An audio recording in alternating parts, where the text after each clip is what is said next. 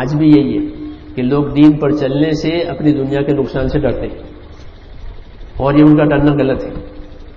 اس لیے غلط ہے کہ جو ہونا ہے وہ تو ہو کے رہے گا۔ جی ہاں، جب حضور صلی اللہ علیہ وسلم کو خبر پہنچی تو آپ نے فرمایا کہ ٹھیک ہے، اس نے ہماری دعوت کا، ہمارے آدمی کا اکرام کیا ہے، تو جب تک وہ زندہ ہے لوگ اس کا اکرام کریں گے، باقی آخر کچھ نہیں ہے، بعد میں کچھ نہیں ہے، تھوڑا سا اکرام اس کا ہو جائے گا کیونکہ اس نے ہمارا اکرام کیا ہے، اور باقی یہ محروم ہے، کچھ نہیں ہوگا۔ ہاں، یہ حالت باقی نہیں رہے گی، یہ ہلاک ہوگا پھر کچھ نہیں ہے۔ تو ایسا کہ جو حالات سے ڈرتے ہیں اور دین چھوڑ دیتے ہیں، کہ دین چھوڑنا ان کے حالات کا علاج نہیں ہے، بلکہ وہ دین سے بھی محروم ہو جائیں گے اور حالات بھی باقی نہیں رہیں گے۔ یہ مثال ہوئی ہے۔ اور اسی مقابلے میں جب حبشہ کے بادشاہ کو آپ نے دعوت دی، حبشہ کا بادشاہ ایمان لایا، تو دعوت پہنچی تھی صحابہ کے ذریعے سے، تو وہ ایمان لایا۔ جو ایمان لایا تو لوگوں نے اس کو ڈرایا کہ آپ نے ایک دوسرا دین قبول کیا ہے تو آپ کا خاندان کیا کرے گا، آپ کا خاندان ساتھ نہیں دے گا، اور خاندان میں بات بگڑ جائے گی۔ اس نے کہا کہ میرے چچا کے لڑکے تو پہلے سے میرے مخالف تھے، وہ مجھے بادشاہ بننے۔ نستعینہ ونستغفرہ ونؤمن بہ ونتوکل علیہ ونعوذ باللہ من شرور انفسنا ومن سیئات اعمالنا من يهده اللہ فلا مضل له ومن يضلله فلا هادی له ونشهد أن لا إله إلا الله وحده لا شريك له ونشهد أن سيدنا محمدا عبده ورسوله صلى الله تعالى عليه وعلى آله وصحبه وبارك وسلم تسليما كثيرا كثيرا أما بعد فأعوذ بالله من الشيطان الرجيم بسم الله الرحمن الرحيم إن الذين قالوا ربنا الله ثم استقاموا تتنزل عليهم الملائكة ألا تخافوا ولا تحزنوا وابشروا بالجنة التي كنتم توعدون نحن أولياؤكم في الحياة الدنيا وفي الآخرة وَلَكُمْ فِيهَا مَا تَشْتَهِي أَنفُسُكُمْ وَلَكُمْ فِيهَا مَا تَدَّعُونَ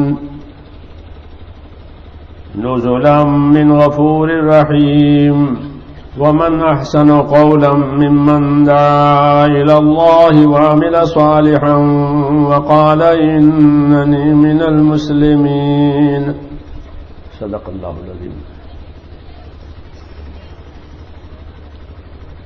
میرے پیارے بھائیو، اب جو حضرات کھڑے ہیں وہ بیٹھ جائیں۔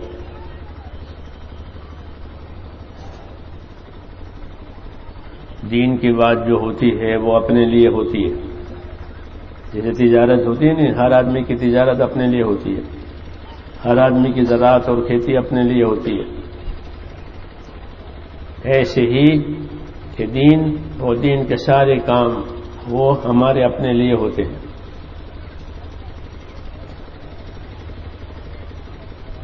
دوسروں کو عنوان بنا کر کام کیا جاتا ہے، نفع اپنی طرف لوٹتا ہے۔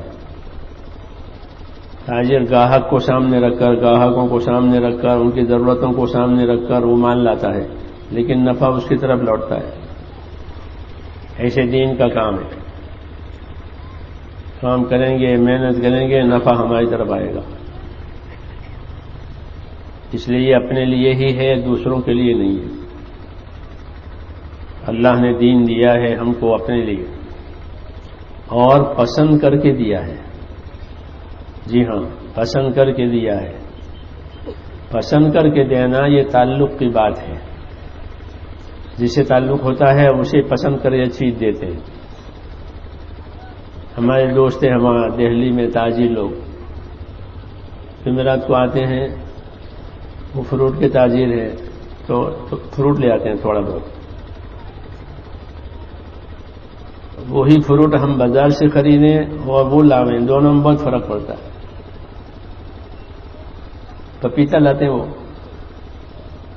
جب بھی لاویں تو انتہائی لذیذ اور میٹھا ہوتا ہے وہ. اچھا پھر ہم اس کی وجہ بازار سے خریدیں تو وہ نہیں ہوتی بات. ہاں یہ کیوں کہ وہ تعلق کی وجہ سے لاتے ہیں, تعلق ہے تو اس لیے تعلق کی وجہ سے جو چیز دی جائے گی وہ اچھی سے اچھی دی جاتی ہے. جی ہاں, وللہ المثل الاعلی, کہ اللہ نے ہمیں پسند کر کے کوئی چیز دی ہے. وردیت لکم الاسلام دینا, یہ فرمایا وردیت لکم الاسلام دینا, تمہارے لیے میں نے دین ہونے کے اعتبار سے جو ہے اسلام کو پسند کیا ہے, میں اس سے خوش ہوئی تم کو دے رہا ہوں. تعلق کی بات ہے. جب اللہ تعالیٰ ایک چیز پسند کر کے دے تو وہ کتنی بڑی ہوگی, وہ کیسی ہوگی, اس کو ہم سوچ نہیں سکتے. پسند کر کے دین دیا, احسان کر کے رسول دیا, رسول بھیجا, اور اس میں احسان بتایا کہ میں نے احسان کیا تمہارے اوپر کہ میں نے اپنا رسول تمہیں پاس بھیجا. لقد من اللہ علی المؤمنین اذ بعث فیہم رسولا, اللہ نے ایمان والوں پر احسان کر دیا. من احسان, بغیر محنت کے بغیر مشقت کے کوئی چیز مل جاتی ہے. احسان کہ اللہ نے احسان کر دیا. من کہ تمہیں رسول دے دیا, تمہارے لیے رسول بھیج دیا. تو پسند کر کے اسلام دیا, پسند کر کے دین دیا, احسان کر کے رسول دیا. جی ہاں, تو کتنی بڑی بات ہوئی, کتنی بڑی بات ہوئی. اس نعمت کا کیا شکر ہو, اس نعمت کا شکر ادا کرنا چاہیے کہ اللہ نے اتنی بڑی بڑی چیزیں دی, کہ پسند کر کے دین دیا, احسان کر کے رسول بھیجا. ہاں لوگ جاہلیت میں ان کی زندگیاں گزر رہی تھی بری طرح سے, جیسے بنجر زمین پر ایک پانی برس گیا اور وہ باغ و بہار ہو گئی وہ زمین. ہاں ایسا ایک دم جاہلیت تھی, اور اللہ نے رسول بھیج دیا اور دین اتار دیا کہ باغ و بہار ہو گیا. ہاں یہ بڑی نعمت ہے, اور اس کا ہر جگہ یہی اثر ہوگا کہ اگر دین آیا ہے اور رسول کی تابعداری آئی ہے کہ وہاں باغ و بہار ہونا ہے, حالات ٹھیک ہونے ہی ہیں. ہاں کہ حالات کے ٹھیک ہونے کا یہی راستہ ہے کہ دین آ گیا, حضور صلی اللہ علیہ وسلم کی تابعداری ہو گئی کہ سارے حالات ٹھیک ہو جائیں گے. نہیں ہے تو کہ پھر کوئی حال ٹھیک نہیں ہوگا. چاہے دنیا کا سارا ساز و سامان مل جائے, حکومتیں ملیں, دولتیں ملیں, زمینیں ملیں, سب کچھ ملے, وہ دین نہ ملے, یہ کچھ نہیں ہوگا. کوئی حال بننے والے نہیں ہے. وہ کہ یہ آ گیا کہ سارے حال بن جائیں گے. اس لیے اللہ کا دین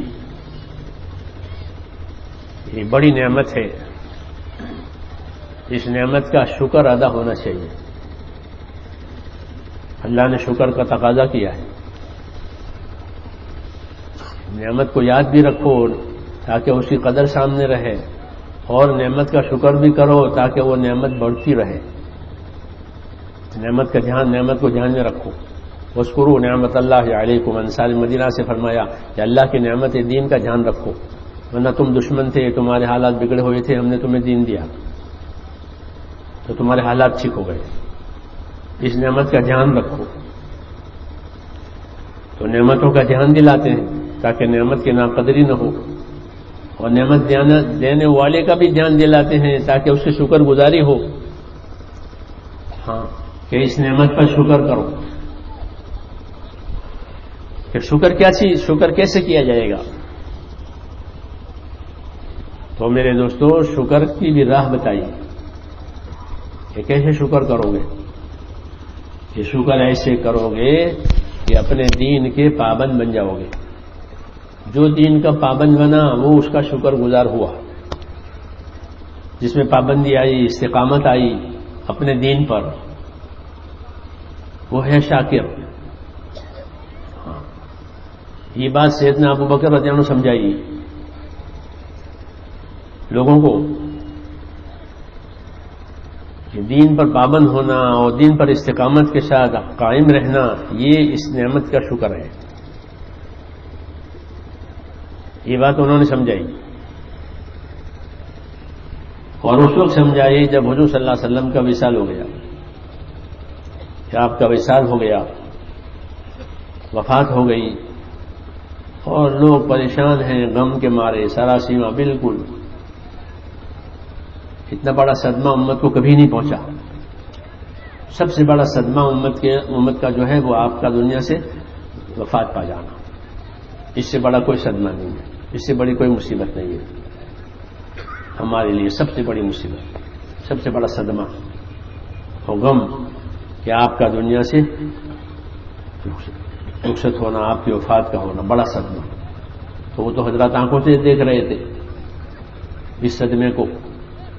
ہاں، اس لیے ان پر بڑا اثر تھا اس صدمے کا.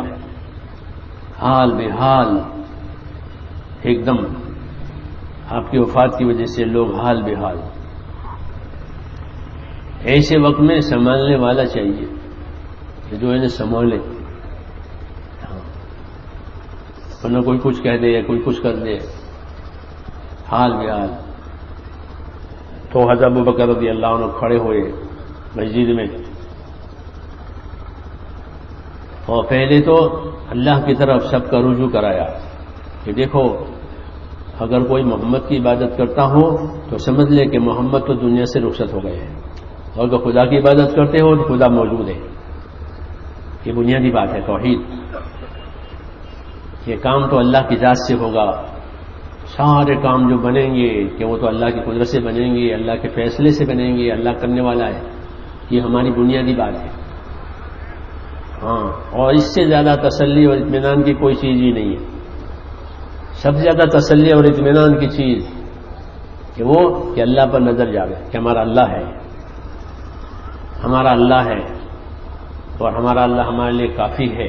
الیس اللہ بکافٍ عبدہ، کیا اپنے بندے کے لیے خدا کافی نہیں ہے؟ کہ کیوں نہیں؟ یہ سب سے بڑی بات ہے. ہماری جان ہمارے دین کی اور ہماری اصلی جان ہے کہ ہماری نگاہ کس پر جائے؟ اللہ پر. کہ ہمارا کام بنانے والا اور ہمارے حال بنانے والا، ہمارے نفع کا، نقصان کا، حیات کا، موت کا، سارے مسائل کا تنہا مالک ایک پروردگار ہے. اسی کا حکم ہے، اسی کا فیصلہ ہے، اسی کی قدرت ہے. حالات بھی اس کے قبضے میں ہیں اور اسباب بھی اس کے قبضے میں ہیں. حالات بھی اللہ کے ہاتھ میں ہیں اور اسباب کہ وہ بھی اللہ کے قبضے میں ہے. اسباب کا پیدا کرنے والا اللہ ہے اور اسباب سے جو حالات بنیں گے اس کا پیدا کرنے والا بھی اللہ ہے. یہ ہماری اصلی مایا ہے کہ ہماری نگاہ، دل کی نگاہ اللہ تعالیٰ کی طرف جائے. ہاں، پہلا نمبر جو کلمہ وہ یہ اصل ہے، وہ یہی ہماری بنیاد ہے کہ ہر حال میں ہماری نگاہ کہ اللہ پر جائے، اللہ سے اپنا تعلق پکا سے پکا. ہاں، کہ ہر حال میں پھر اطمینان رہے گا. نہیں تو ایمان کے ضعف کی وجہ سے نفس گھبرائے گا، شیطان ڈرائے گا، دنیا فتنہ پیدا کرے گی. ہاں، دنیا ملامت کرے گی اور نفس گھبراوے گا اور شیطان ڈراوے گا کہ تمہارا کیا ہوگا، تمہارا کیا ہوگا. کہ ہمارا کیا ہوگا؟ ہمارا وہ ہوگا جو ہمارے اللہ نے لکھا ہے، یہ سکھایا ہے. کہ کیا ہوگا؟ کہ جو اللہ نے لکھا ہے وہ ہوگا. کل لن یصیبنا الا ما كتب اللہ لنا. نبی کہہ دو کہ ہمارے پاس تو وہ ہم کو تو وہ چیز پہنچے گی جو ہمارے اللہ نے لکھی ہے، کوئی بدلنے والی بات نہیں ہے. اس لیے نظر کہاں جاوے؟ کہ اللہ پر، اس کے فیصلے پر، اس کی قدرت پر. ہاں، کہ ہمارا تو ایک ہی اللہ ہے، وہی ہمارا بیلی ہے، وہی ہمارا کام بنانے والا ہے. جی ہاں، یہ ہماری اصلی دولت ہے، یہ اصلی قوت ہے کہ اللہ کا سے ہمارا تعلق کہ مضبوط سے مضبوط ہو جائے. ہاں، ہم اللہ کی مان کر چلنے والے اور اللہ سے مانگ کر اپنی مرادوں کو پورا کرانے والے. اس لیے چونکہ اس کی اہمیت زیادہ تھی تو سیدنا ابوبکر رضی اللہ تعالیٰ نے یہ بات فرمائی کہ دیکھو جو محمد کی عبادت کرتا ہو تو سن لو کہ محمد صلی اللہ علیہ وسلم دنیا سے رخصت ہو گئے. انہوں نے تو بہت سخت الفاظ میں بات کہی تھی. اور جو اللہ کی عبادت کرتا ہو تو وہ اللہ موجود ہے. ہاں اسی نے محمد صلی اللہ علیہ وسلم کو پیدا فرمایا تھا, اسی نے محمد صلی اللہ علیہ وسلم کو بھیجا تھا. اس میں کوئی شک نہیں کہ محمد صلی اللہ علیہ وسلم کا وجود یہ اللہ کا بڑا احسان ہے. ان کی حیات بڑی رحمت, تو صدمہ بڑا ہے. تو کیا کرنا چاہیے؟ تو انہوں نے آیتیں پڑھی اور وہ آیتیں ہم سب کے لیے ہیں سبق. آیتیں پڑھی وما محمد الا رسول قد خلت من قبله الرسل افإن مات أو قتل انقلبتم على أعقابكم ومن ينقلب على عقبيه فلن يضر الله شيئا وسيجزي الله الشاكرين. کہ محمد تو اللہ کے رسول ہی ہیں, وہ اللہ نہیں ہے کہ مرے نہیں.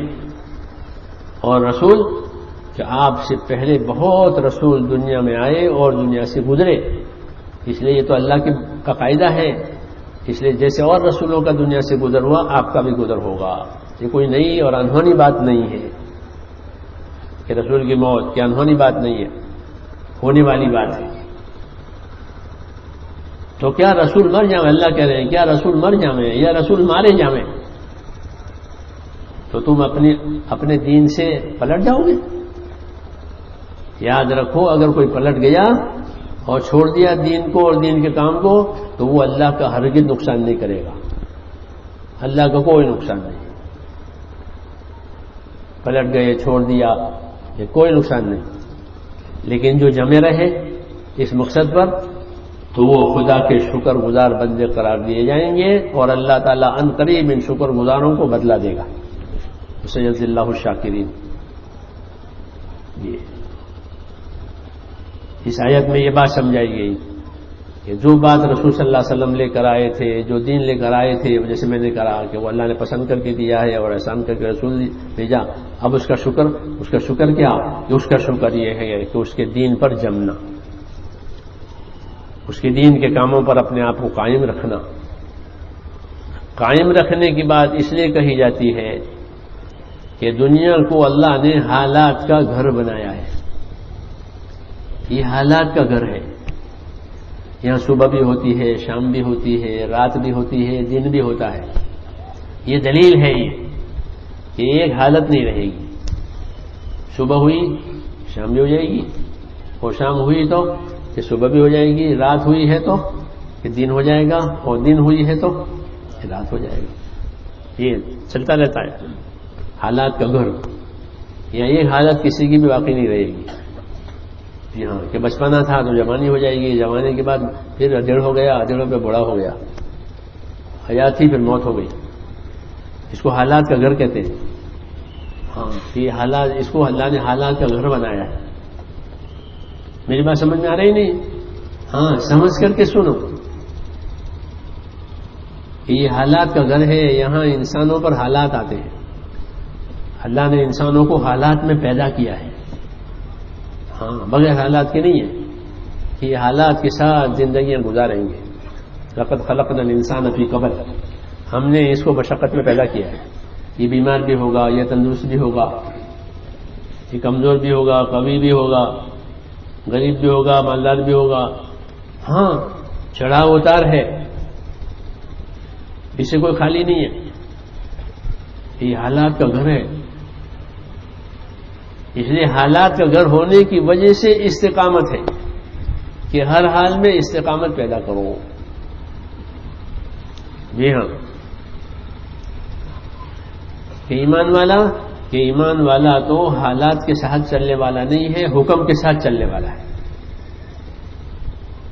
ایمان والا کہ وہ تو حکم کے ساتھ چلے گا. یہ حکم کیا ہے یہ مجھے بتائیے. پھر جب اس کو حکم میں پہنچ جائے گا تو وہ اپنی زندگی حکم کے مطابق گزارے گا, حالات کے مطابق نہیں. اللہ نے بندوں کو حالات کا علم نہیں دیا ہے، حکموں کا علم دیا ہے. یہ دلیل ہے، ہم کو حکموں کا علم دے دیا ہے، حالات کا علم نہیں دیا. 1 منٹ کے بعد کیا ہوگا کوئی نہیں جانتا، صبح کیا ہوگا نہیں جانتا. حالات کا علم نہیں دیا تو کس کا علم دیا؟ اپنے حکموں کا علم دیا کہ تم بیمار ہو جاؤ اور وضو نہ کر سکو تو تیمم کر لینا، تو تیمم کا علم دیا ہے. ہاں، اور تم بیمار ہو جاؤ اور روزے نہ رکھ سکو تو قضا کر لینا،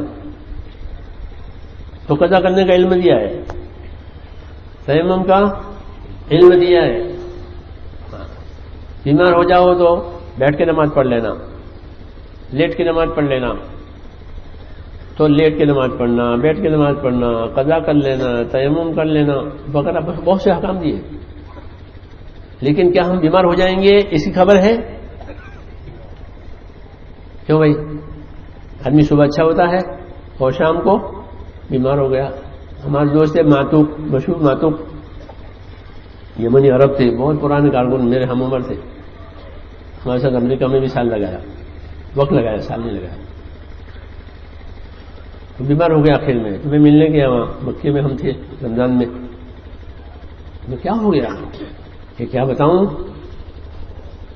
عشاء کے بعد سویا تو اچھا تھا، حالت بالکل اچھی تھی میری، یہ بتا رہے تھے.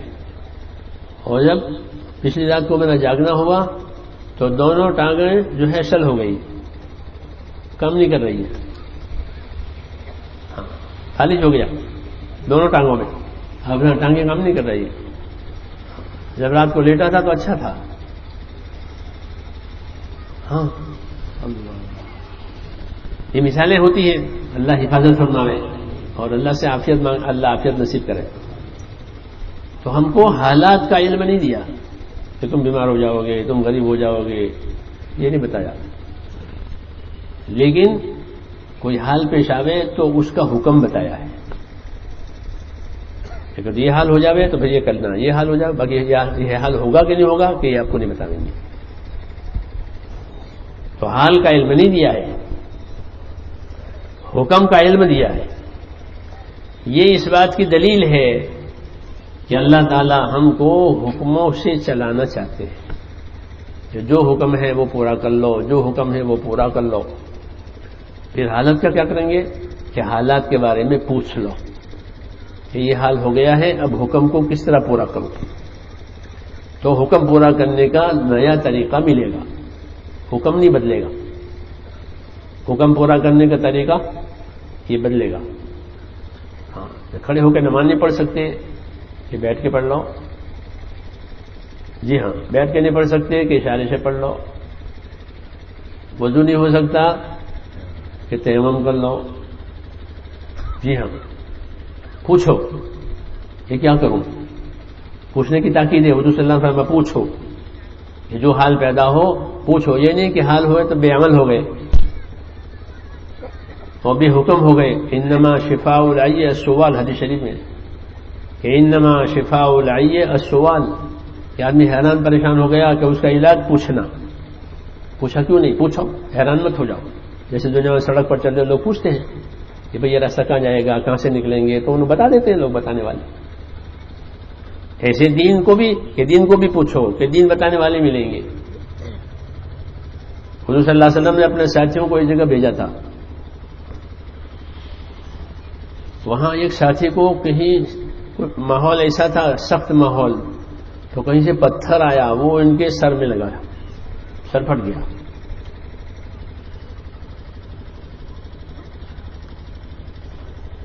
رات کو سو گئے پٹی وٹی کر کے. حاجت غسل کی ہو گئی ان کو. انہوں نے اپنے ساتھی میں پوچھا کہ میرا سر پھٹا ہوا ہے اور مجھے غسل کی حاجت ہو گئی، تو کیا مجھے نہانا ضروری ہے؟ انہوں نے کہا ہاں نہانا ضروری. وہ نہائے، مر گئے. غسل کیا، مر گئے. حضور صلی اللہ علیہ وسلم کے پاس کارگزاری آئی، ناراض ہوئے. اور سخت الفاظ فرمائے. قاتلکم اللہ قتلتموہ، اللہ تمہیں مارے، تم نے اس کو مار ڈالا. تم نے کسی سے پوچھا کیوں نہیں کہ ایسی حالت میں غسل کرنا، سر پر پانی ڈالنا کوئی ضروری ہے یا تیمم کرنا کافی ہے؟ پوچھا کیوں نہیں؟ ہاں اسی موقع پر یہ فرمایا انما شفاء العی السؤال، حیران ہو جاؤ، پریشان ہو جاؤ، اس کا علاج یہ کہ پوچھ پوچھ کے چلو.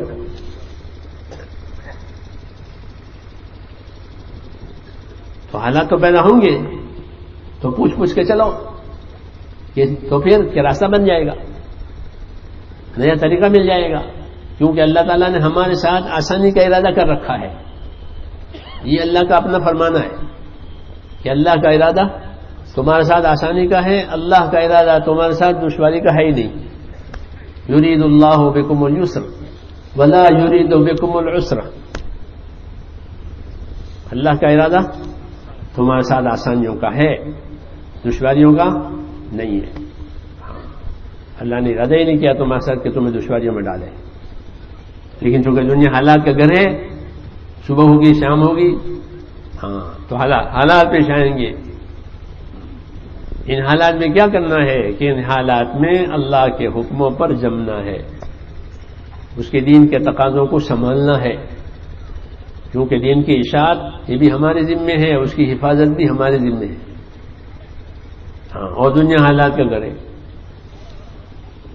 اس لیے اس کی تلقین ہے، اس کی تاکید ہے کہ اپنے آپ کو ایسا بناؤ کہ ہر حال میں اللہ تعالیٰ کا حکم اور اس کا دین کہ وہ ہمارے ہاتھوں میں رہے اور اس پر ہمیں استقامت اور پابندی مل جائے.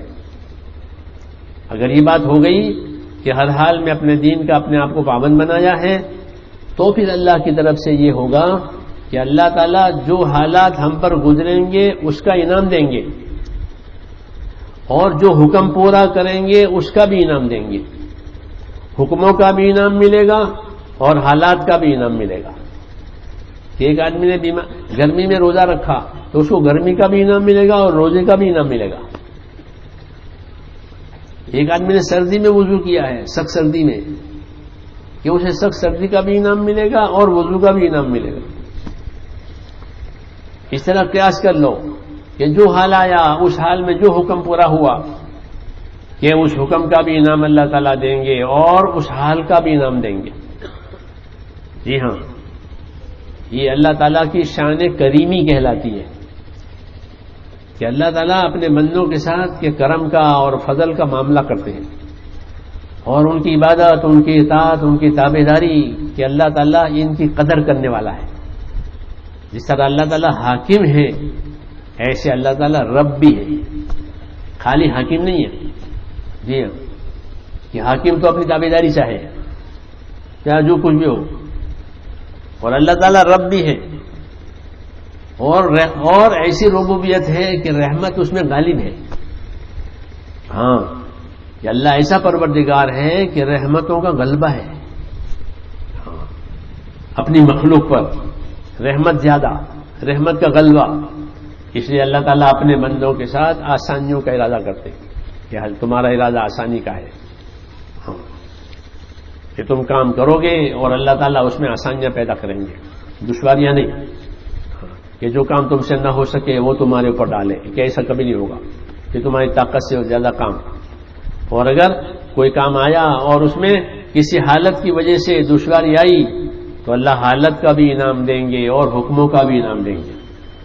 یہ اللہ کے سوا کہیں نہیں ہوتا. اللہ کے دربار میں یہ ہوتا ہے کہ جتنے حالات برداشت کیے ہیں ہاں کہ اس کا بدلہ ملے گا. جتنا نقصان ہوا ہے کہ نقصان کا بھی بدلہ دیا جائے گا. اس لیے ہمارے دین میں، دین کے کام میں نقصان ہے ہی نہیں ہمارے ہاں. جو نقصان ہے وہ ہماری قربانی ہے کہ ہمارا نقصان ہوا کہ نقصان نہیں ہوا، کیونکہ ایسا نقصان ہے کہ اس کا بدل آنے والا ہے، اس کا بدل آنے والا ہے. اس لیے دین کے کام میں کوئی نقصان کسی کا ہو گیا کہ وہ نقصان نہیں ہے، وہ تو اس کا بدل آنے والا ہے. اس لیے اس کو مذہب کی زبان میں قربانی کہتے ہیں، نقصان نہیں. ان کا نقصان ہو گیا کہ نقصان نہیں ہوا، یہ تو ان کی قربانی ہوئی ہے، اور اس کا بدل اللہ تعالیٰ لائیں گے. ہاں اس لیے کہا کہ تم ڈرو مت کہ تمہارا نقصان ہوا کہ اس کا بدل تمہیں دینے والے ہیں. جی ہاں، صہیب رومی نے ہجرت کی اللہ کی طرف، تو اس ہجرت میں ان کا بہت نقصان ہوا. کیا نقصان ہوا؟ کہ ان کا سارا مال ضبط ہو گیا، سب مال لے لیا گیا، مال ضبط ہو گیا، کچھ نہیں ہے، وہ خالی ہاتھ ہجرت کی ہے. جی ہاں، جب حضور صلی اللہ علیہ وسلم کی خدمت میں پہنچے، قباء میں ملاقات ہوئی، تو آپ نے ان کو بغیر کچھ کہے سنے، پوچھا نہیں کیا ہوا، بغیر کہے سنے آپ نے ان کو بشارت دی اور یہ فرمایا ربح البیع ابا یحییٰ، ابو یحییٰ آپ اپنے سودے میں کامیاب رہے ہو، نقصان ہوا ہے، اور فرمایا نفع کا سودا ہو گیا ہے. انہوں نے عرض کیا یا رسول اللہ میں نے تو کچھ بتایا نہیں آپ کو جبریل نے بتایا ہوگا کہ میرے ساتھ کیا ہوا کہ میرا مال سارا ضبط ہو گیا اور میں خالی ہاتھ یہاں پہنچا ہوں. ہاں کہ آپ کو جبریل نے بتایا ہوگا، میں نے تو نہیں بتایا، ابھی بتانے کا موقع ہی نہیں آیا تھا. جی ہاں، کہ حالات برداشت کرنے والوں کے لیے اللہ تبارک و تعالیٰ کے ہاں اسی قدر ہے. اللہ ان کے حامی ہوتے ہیں، مددگار ہوتے ہیں. وَأُوذُوا فِي سَبِيلِي وَقَاتَلُوا وَقُتِلُوا لَأُكَفِّرَنَّ عَنْهُمْ سَيِّئَاتِهِمْ، ان کو میرے راستے کی ایذائیں ہوئی ہیں، ماننے کے حالات ان پر آئے ہیں کہ ہم ان کی نیکیوں کا، ہم ان کے گناہوں کو معاف کر دیں گے، ان کی غلطیاں معاف ہو جائے گی، اطاعت ہی رہ جائے گی. یہ بڑا انعام ہے، یہ غلطی معاف ہو گئی کچھ نہیں، اور اطاعت باقی رہ گئی. تو میں نے کہا حق تعالیٰ شانہ کی طرف سے یہ نظام ہے کہ اللہ تبارک و تعالیٰ جو ہے کہ حالات کا انعام دیتے ہیں. ہاں باقی یہ بات جو ہے میرے جو حالات کا انعام، کہ یہ تو یقین کی بنیاد پر ہی اچھا لگے. جب آدمی میں یقین پیدا ہو جاتا ہے تو پھر وہ حالات سے گھبراتا نہیں ہے، حالات مانگے نہیں جائیں گے. اچھے اللہ تعالیٰ سے تو راحت مانگی جائے گی، عافیت مانگی جائے گی، لیکن جب اندر کا یقین بن جاتا ہے تو وہ ان حالات کو اللہ تعالیٰ کے انعام سمجھتے ہیں کہ اللہ کا انعام ہے جو مجھے ملا ہے. تو صہیب رومی ناراض نہیں ہے کہ ہمارا مال چلا گیا، بلکہ وہ خوش ہیں، بلکہ انہوں نے خود ہی کہا مال لے لو مجھے جانے دو، کیونکہ ہجرت فرض ہے تو وہ ہجرت کا حکم ادا ہو جائے، نہیں تو ہجرت رک جائے گی، اور ہجرت کرنا اس زمانے میں فرض تھا.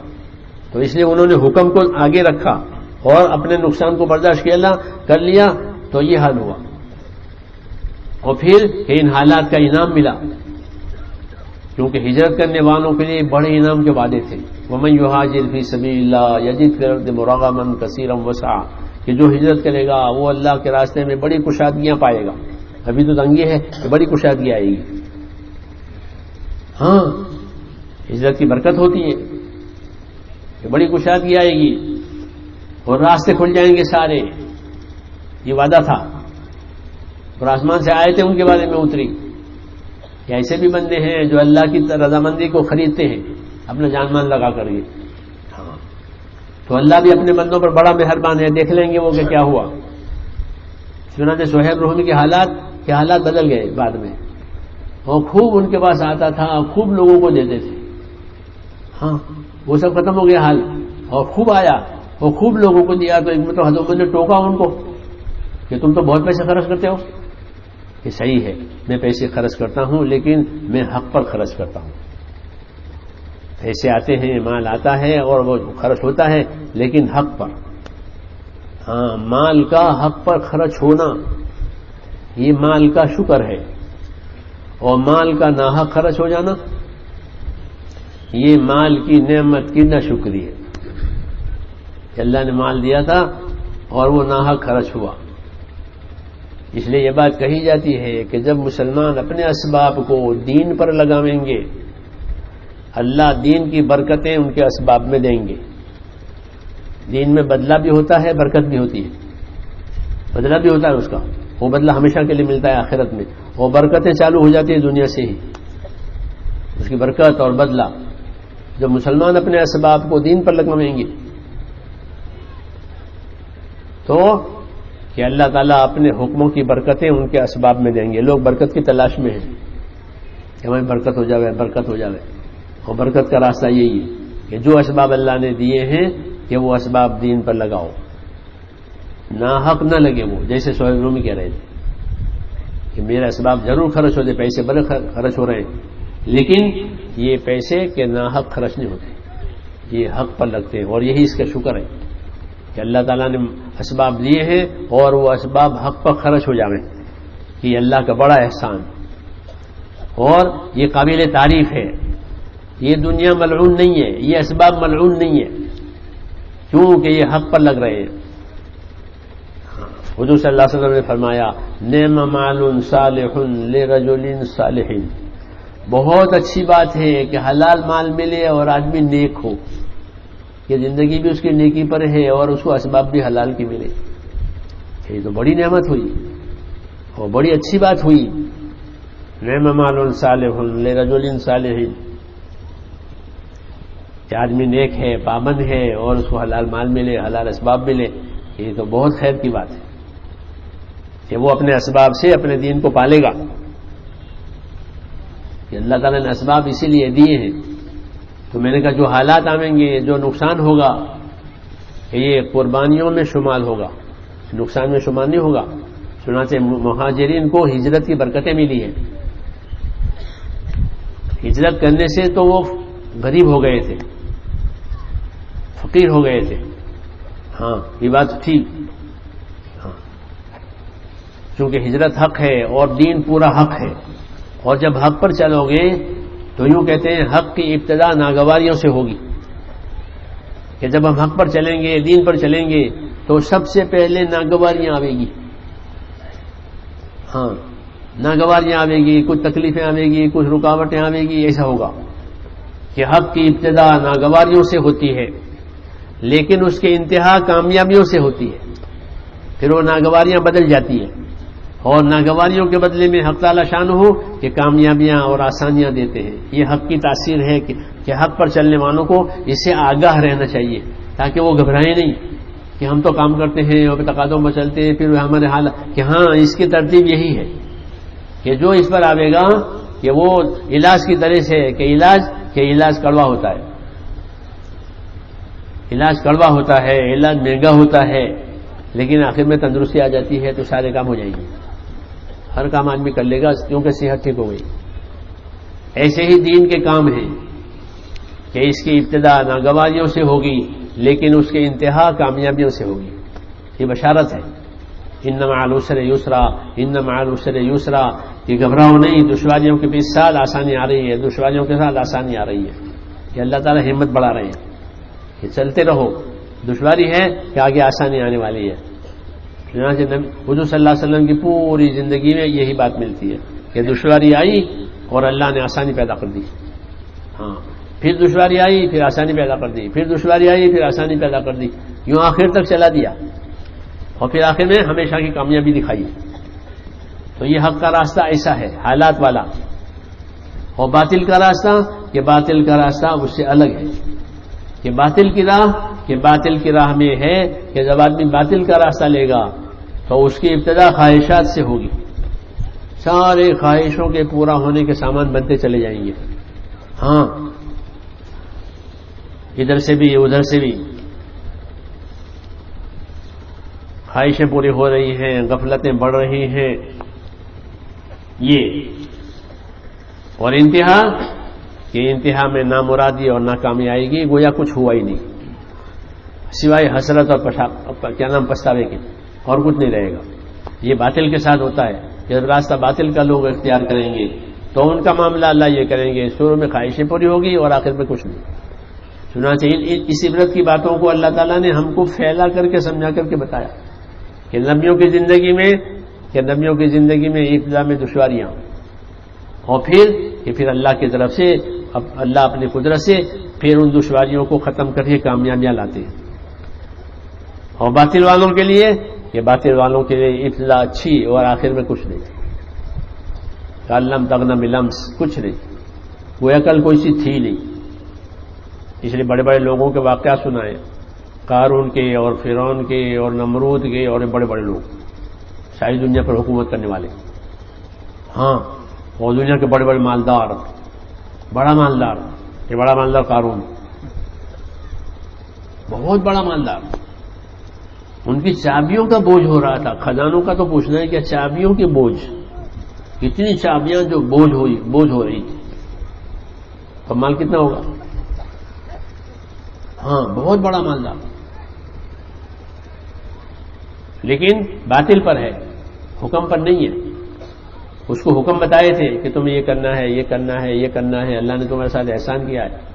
اس نے ایک بات بھی نہیں لی، تو کیا آخر میں کچھ نہیں، سب صاف ہو گیا کہ اس کی پوری دولت، تو وہ خود بھی اللہ تعالیٰ کی ناراضگی کی وجہ سے زمین میں دھسا دیا گیا اور کچھ نہیں ہوا، جیسے کچھ تھا ہی نہیں، کوئی مددگار بھی نہیں. تو یہ ہے باطل کی راہ کہ ابتدا خواہشوں سے ہوگی اور انتہا نامرادیوں سے ہوگی. حق کی راہ ہے کہ ابتدا ناگواریوں سے ہوگی اور آخری کامیابی ہوگی.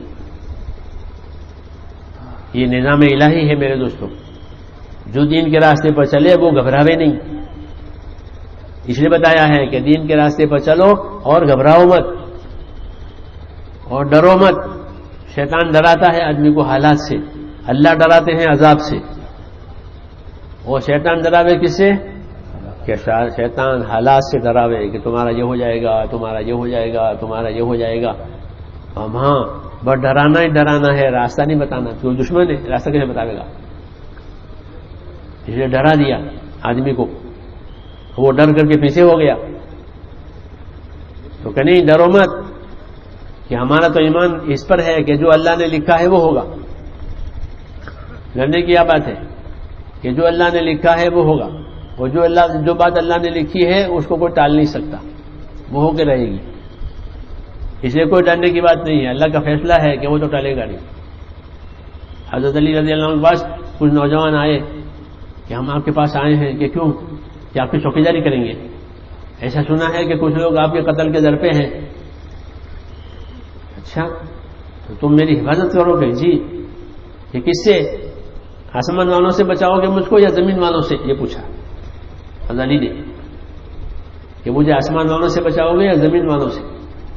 کہ جی ہم تو زمین والے ہیں، تو زمین والوں سے بچا سکیں گے، آسمان والوں سے ہم نہیں بچا سکتے. تو فرمایا جاؤ تم آرام کرو، تم سو جاؤ. آسمان پر جب کوئی چیز طے نہیں ہوگی زمین پر کچھ نہیں ہوگا.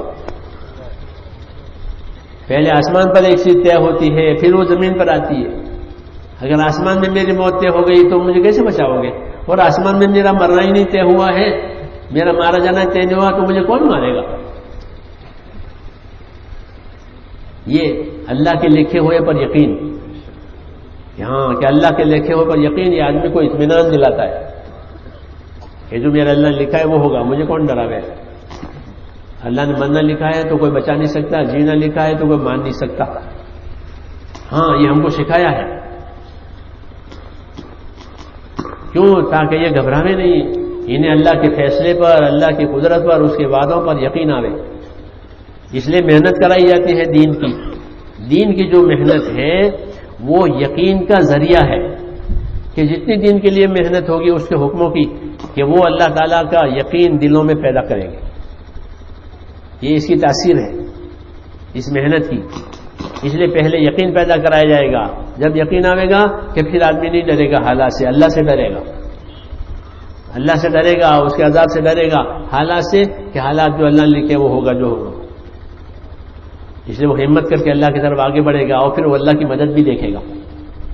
ہاں کہ اللہ کی مدد جو ہے وہ غیب میں ہے. جب آدمی حکم پورا کرے گا تو وہ جو غیب میں ہے وہ ظاہر ہو جائے گی.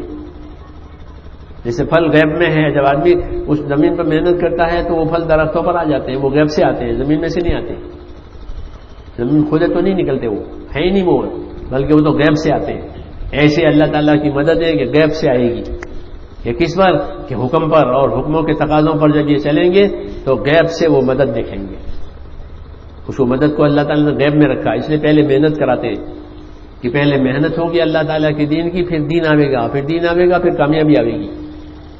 اور محنت نہیں ہوئی ہے تو کہ محنت دین کی نہیں ہوئی ہے تو سب زیادہ کمزور جو ہے وہ یقین بنے گا. بدن کمزور نہیں ہوگا بلکہ اندر کا یقین کہ وہ کمزور ہو جائے گا. اور اندر کا یقین کمزور ہونے کی وجہ سے وہ ڈرے گا کہ کس سے؟ کہ دنیا کے حالات سے.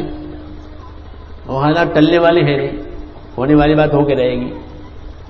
اس لیے اندر کا یقین سکھایا ہے کہ ہم اللہ تعالیٰ کا حکم پورا کریں گے اور اللہ تعالیٰ ہمارا وعدہ پورا کریں گے. اس لیے محنت کے بعد یقین اور یقین کے بعد کہ دین، اور دین پر اللہ تعالیٰ اپنی کامیابی دیں گے، یہ ہے. اس لیے اللہ تعالیٰ نے حالات سنائے ہیں دین پر چلنے والوں کے اور دین پر نہ چلنے والوں کے، کہ جن لوگوں نے دین پر نہیں چلا وہ اپنے حالات دیکھے کہ ان کے حالات اجڑ گئے، وہ قائم نہ رہے اور وہ ڈر گئے اور ڈر کر کے دین چھوڑ دیا، حالات سے ڈرے. سیرت پڑھو گے تو آپ کو اس کی مثالیں ملے گی. حضور صلی اللہ علیہ وسلم نے روم کے بادشاہ کو دعوت دی، بڑا عالم تھا وہ اپنے زمانے میں اپنی کتابوں کا. آپ نے ان کو دعوت نامہ ان کے پاس بھیجا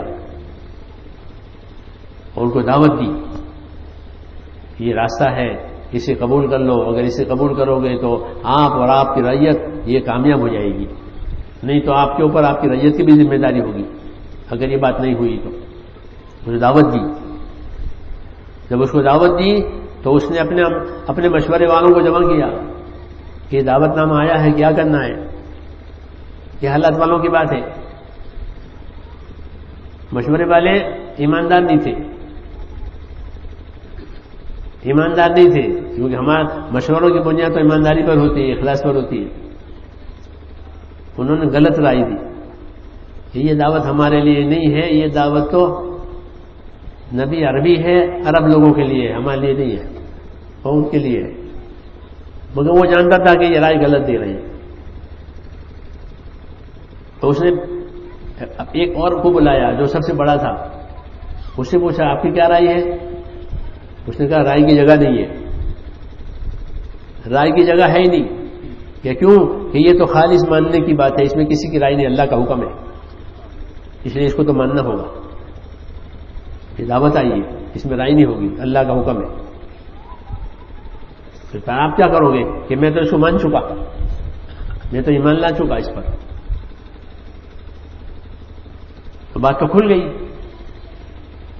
لیکن وہ ڈرا حالات سے، بادشاہ ہے. تو اس نے حضور صلی اللہ علیہ وسلم کے آدمی سے یہ کہا جو دعوت لے کر گئے تھے کہ بات یہ ہے کہ جو بات انہوں نے فرمائی ہے اور جو دعوت مجھے پہنچی ہے بالکل برحق ہے، اور میں جہاں بیٹھا ہوں وہاں تک پہنچ جائے گی. لیکن اگر میں آپ کی اس دعوت کو قبول کرتا ہوں تو میرا یہ جو نقشہ ہے یہ بگڑ جائے گا. لوگ مجھے مانتے ہیں اور بڑا بنایا ہے، یہ بات نہیں رہے گی. اس لیے میں جانتا ہوں کہ یہ حق ہے لیکن میں مان نہیں سکتا. تو وہ ہاں یہ اسے ڈر پیدا ہوا. حالانکہ عزت تو اللہ کے ہاتھ میں ہے، لیکن وہ عزت لوگوں میں دیکھ رہا تھا کہ لوگ میری عزت کرتے ہیں، لوگوں نے مجھے بڑا بنایا ہے، اگر میں یہ بات میں قبول کروں گا تو یہ نہیں ہوگی. آج بھی یہی ہے کہ لوگ دین پر چلنے سے اپنی دنیا کے نقصان سے ڈرتے ہیں، اور یہ ان کا ڈرنا غلط ہے. اس لیے غلط ہے کہ جو ہونا ہے وہ تو ہو کے رہے گا. جی ہاں، جب حضور صلی اللہ علیہ وسلم کو خبر پہنچی تو آپ نے فرمایا کہ ٹھیک ہے، اس نے ہماری دعوت کا، ہمارے آدمی کا اکرام کیا ہے، تو جب تک وہ زندہ ہے لوگ اس کا اکرام کریں گے، باقی آخر کچھ نہیں ہے، بعد میں کچھ نہیں ہے. تھوڑا سا اکرام اس کا ہو جائے گا کیونکہ اس نے ہمارا اکرام کیا ہے، اور باقی یہ محروم ہے، کچھ نہیں ہوگا. ہاں، یہ حالت باقی نہیں رہے گی، یہ ہلاک ہوگا پھر کچھ نہیں ہے. تو ایسا کہ جو حالات سے ڈرتے ہیں اور دین چھوڑ دیتے ہیں، کہ دین چھوڑنا ان کے حالات کا علاج نہیں ہے، بلکہ وہ دین سے بھی محروم ہو جائیں گے اور حالات بھی باقی نہیں رہیں گے. یہ مثال ہوئی ہے. اور اس کے مقابلے میں جب حبشہ کے بادشاہ کو آپ نے دعوت دی، حبشہ کا بادشاہ ایمان لایا، تو دعوت پہنچی تھی صحابہ کے ذریعے سے، تو وہ ایمان لایا. جو ایمان لایا تو لوگوں نے اس کو ڈرایا کہ آپ نے ایک دوسرا دین قبول کیا ہے تو آپ کا خاندان کیا کرے گا، آپ کا خاندان ساتھ نہیں دے گا، اور خاندان میں بات بگڑ جائے گی. اس نے کہا کہ میرے چچا کے لڑکے تو پہلے سے میرے مخالف تھے، وہ مجھے بادشاہ بن دینا نہیں چاہتے تھے، مجھے تو اللہ نے بنایا ہے، ورنہ میرے چچا کے لڑکے اس کے حامی نہیں تھے کہ میں اس جگہ بیٹھوں، مجھے تو اللہ نے یہاں بٹھایا ہے. یہ بات تو میں اب اللہ کی بات کیوں نہیں قبول کروں؟ تو اس نے اللہ کی بات قبول کی. یہ مثال ہے کہ جو حالات سے ڈرا اور حکم چھوڑا وہ محروم ہوا، اور جس نے اللہ پر نظر کی کہ اللہ نے اس کی بات بنا دی. حضور صلی اللہ علیہ وسلم کی دعوتوں میں یہ باتیں ملتی ہے اور نبیوں کی دعوتوں میں بات ملتی ہے کہ جنہوں نے حالات سے ڈر کر حکموں کو چھوڑا وہ کامیاب نہیں ہوئے. حکم بھی گیا، حالات بھی نہیں بنے. اور اس کے مقابلے میں یہ کوئی حرج نہیں ہے. اللہ نے مجھے بادشاہ بنایا ہے، وہ اللہ موجود ہے، وہ میں اللہ پر ایمان لاتا ہوں. چنانچہ وہ ایمان بھی لایا اور صحابہ کی نصرت بھی کی اور اس نے بڑے درجے پائے. یہ مثالیں ملتی ہیں ہمارے پاس. ہاں، محنت شرط ہے میرے دوستوں کہ جب دین کی محنت ہوگی تو اندر کی وہ مایا بنتی ہے، یقین کی، اللہ کے خوف کی، اللہ کے تعلق کی ایک مایا بنتی ہے جس کو ہم دلیل سے نہیں سمجھا سکتے، دلیل سے نہیں سمجھا سکتے، بلکہ یہ تو اللہ کے وعدے کے مطابق محنت کرنے والے کو مل جائے گی. وہ اس کو کہتے ہیں ہدایت کا نور اندر اترتا ہے. تو اس کی دلیل نہیں ہوتی، بلکہ وہ تو ایسا ہے جیسے چراغ میں تیل ڈالا اور اس کو جلایا بتی لگا کر کے. بھائی وہ تیل جلتا رہتا ہے، روشنی پھیلتی رہتی ہے، وہ تیل جلتا رہتا ہے، روشنی پھیلتی رہتی ہے. اس کی کوئی دلیل نہیں کہ کر کے دیکھ لو. ایسا ہی ہے کہ جیسے وہ تیل جلتا ہے اور روشنی ہوتی ہے، ایسے لوگ اللہ کے دین کی محنت کریں گے، اس کی قربانیاں دیں گے، اندر کوئی مایا پیدا ہوگی اور وہ مایا یقین کی اور اخلاص کی اور اللہ کے ڈر کی وہ چلائے گی. اندر کی مایا سے آدمی اپنے دین پر چلتا ہے. مولانا یوسف صاحب فرماتے تھے کہ ہر گاڑی اپنی روشنی میں چلتی ہے، اگر اس کی روشنی نہ ہو وہ نہیں چل سکے گی، نہ اسے چلنے دیں گے. ایسا ہر مسلمان کہ اپنے اندر کی طاقت سے اپنے دین پر چلے گا. اس کے اندر کی طاقت بنی ہے، اندر کا یقین اور اندر کا خوف، اندر کا اللہ کا تعلق، کہ وہ اللہ تعالیٰ کے دین پر چلے گا. اور جتنا چلے گا اتنی طاقت بڑھتی رہے گی اور پھر مختلف حالتوں میں وہ کام کر کے بتائیں گے. ہاں، اللہ کی تائید کی وجہ سے والذین جاہدوا فینا لنہدینہم سبلنا، یہ وعدہ ہے اللہ تعالیٰ کا کہ جو ہماری نسبتوں اپنی محنتیں قائم کریں گے کہ اللہ پاک جو ہے کہ ان کو اپنے راستوں کی اللہ تعالیٰ ہدایتیں دیں گے. اندر صلاحیتیں پیدا ہوگی اور طاقتیں پیدا ہوگی. پھر مشکل احکام کہ مشکل حکموں کو وہ جھیل لیں گے اور کر لیں گے اور اللہ سے درجے پائیں گے.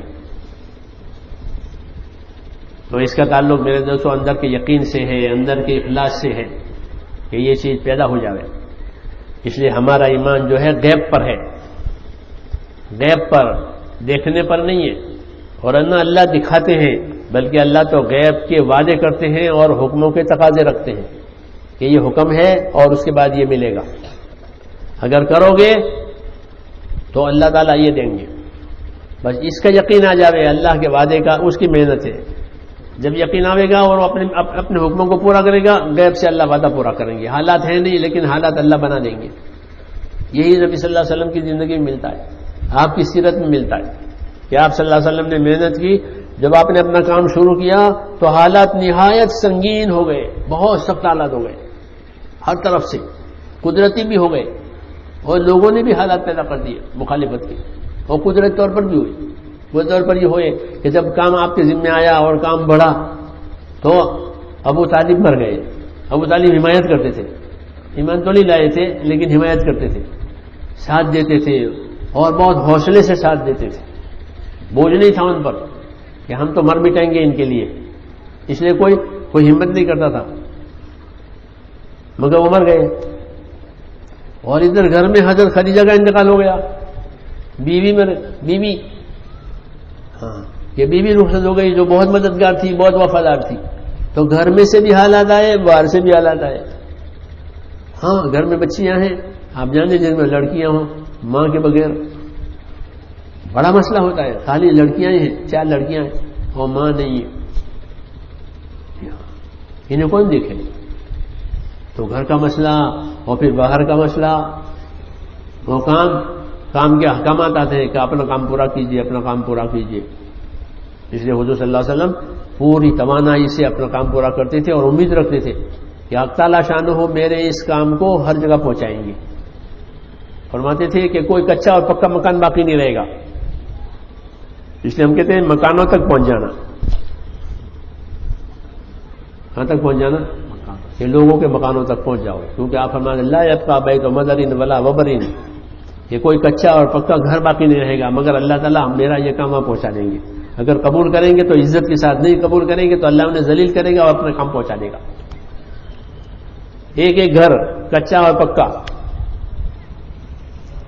وہی ہوا کہ کچے گھروں میں بھی کام پہنچ گیا اور پکے گھروں میں یعنی شہروں میں بھی پہنچ گیا، دیہاتوں میں بھی پہنچ گیا اور پہنچتا ہی رہ رہا ہے، چل ہی رہا ہے ابھی تک.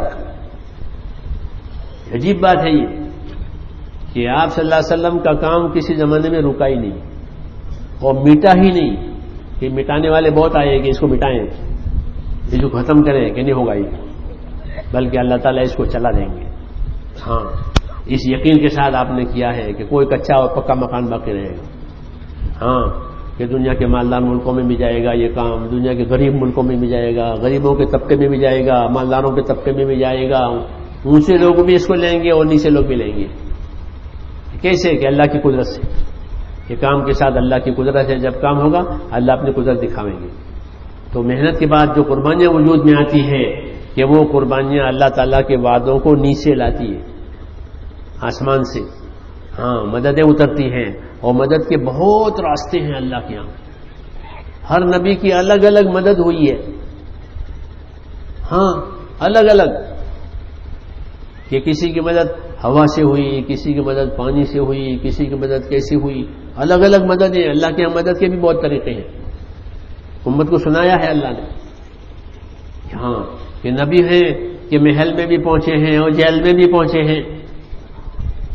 محل میں بھی پہنچے اور کہ جیل، یوسف علیہ السلام محل میں بھی گئے اور محل میں رہے، پھر جیل میں بھی پہنچے اور جیل میں بھی رہے، محل میں بھی کام اور جیل میں بھی کام. محل میں رہے تو تقوی کے ساتھ رہے، پورے تقوی اور طہارت کے ساتھ. محل میں ہے کہ محل میں کوئی نہ نیت بگڑی نہ عمل بگڑا، کچھ نہیں، پورے تقوی کے ساتھ رہے. اور جیل میں رہے تو کہ صبر کے ساتھ رہے. کس کے ساتھ؟ جیل میں بھیج دیا تو جیل میں صبر کیا، یعنی اپنے دین پر باقی رہے. اور جو جیل میں تھے ان کو بھی دین سکھایا، ان کو بھی دین سمجھایا. یہی کام ہمارا ہے کہ اللہ جس حال میں رہے ہم تو اپنے دین پر ہیں، اور اللہ توفیق دے کہ اپنے دین کو کہ ان کو بھی دیں گے جو ہمارے پاس ہے. تو جیل میں لوگ تھے تو ان کو بتایا کہ ہمارا خاندان نبوت کا خاندان ہے اور ہم تو ایک ہی اللہ کی عبادت کرنے والے ہیں. ہمارے ہاں دوسرا اللہ نہیں ہے، ایک ہی اللہ ہے اور کوئی اللہ نہیں ہے. یہ ہمارا خاندان ہے نبوت کا اور ہم ایک اللہ کی عبادت کرتے ہیں. تم جن کی عبادت کرتے ہو وہ نام ہی نام ہے، کوئی ہے نہیں معبود، ایک ہی اللہ معبود ہے. ان کو توحید کی دعوت دی. اور یہی دعوت دینے والے کام ہوتا ہے کہ وہ جہاں جاوے کہ وہاں اپنے کام کی راہ کھولے اور صبر کرے.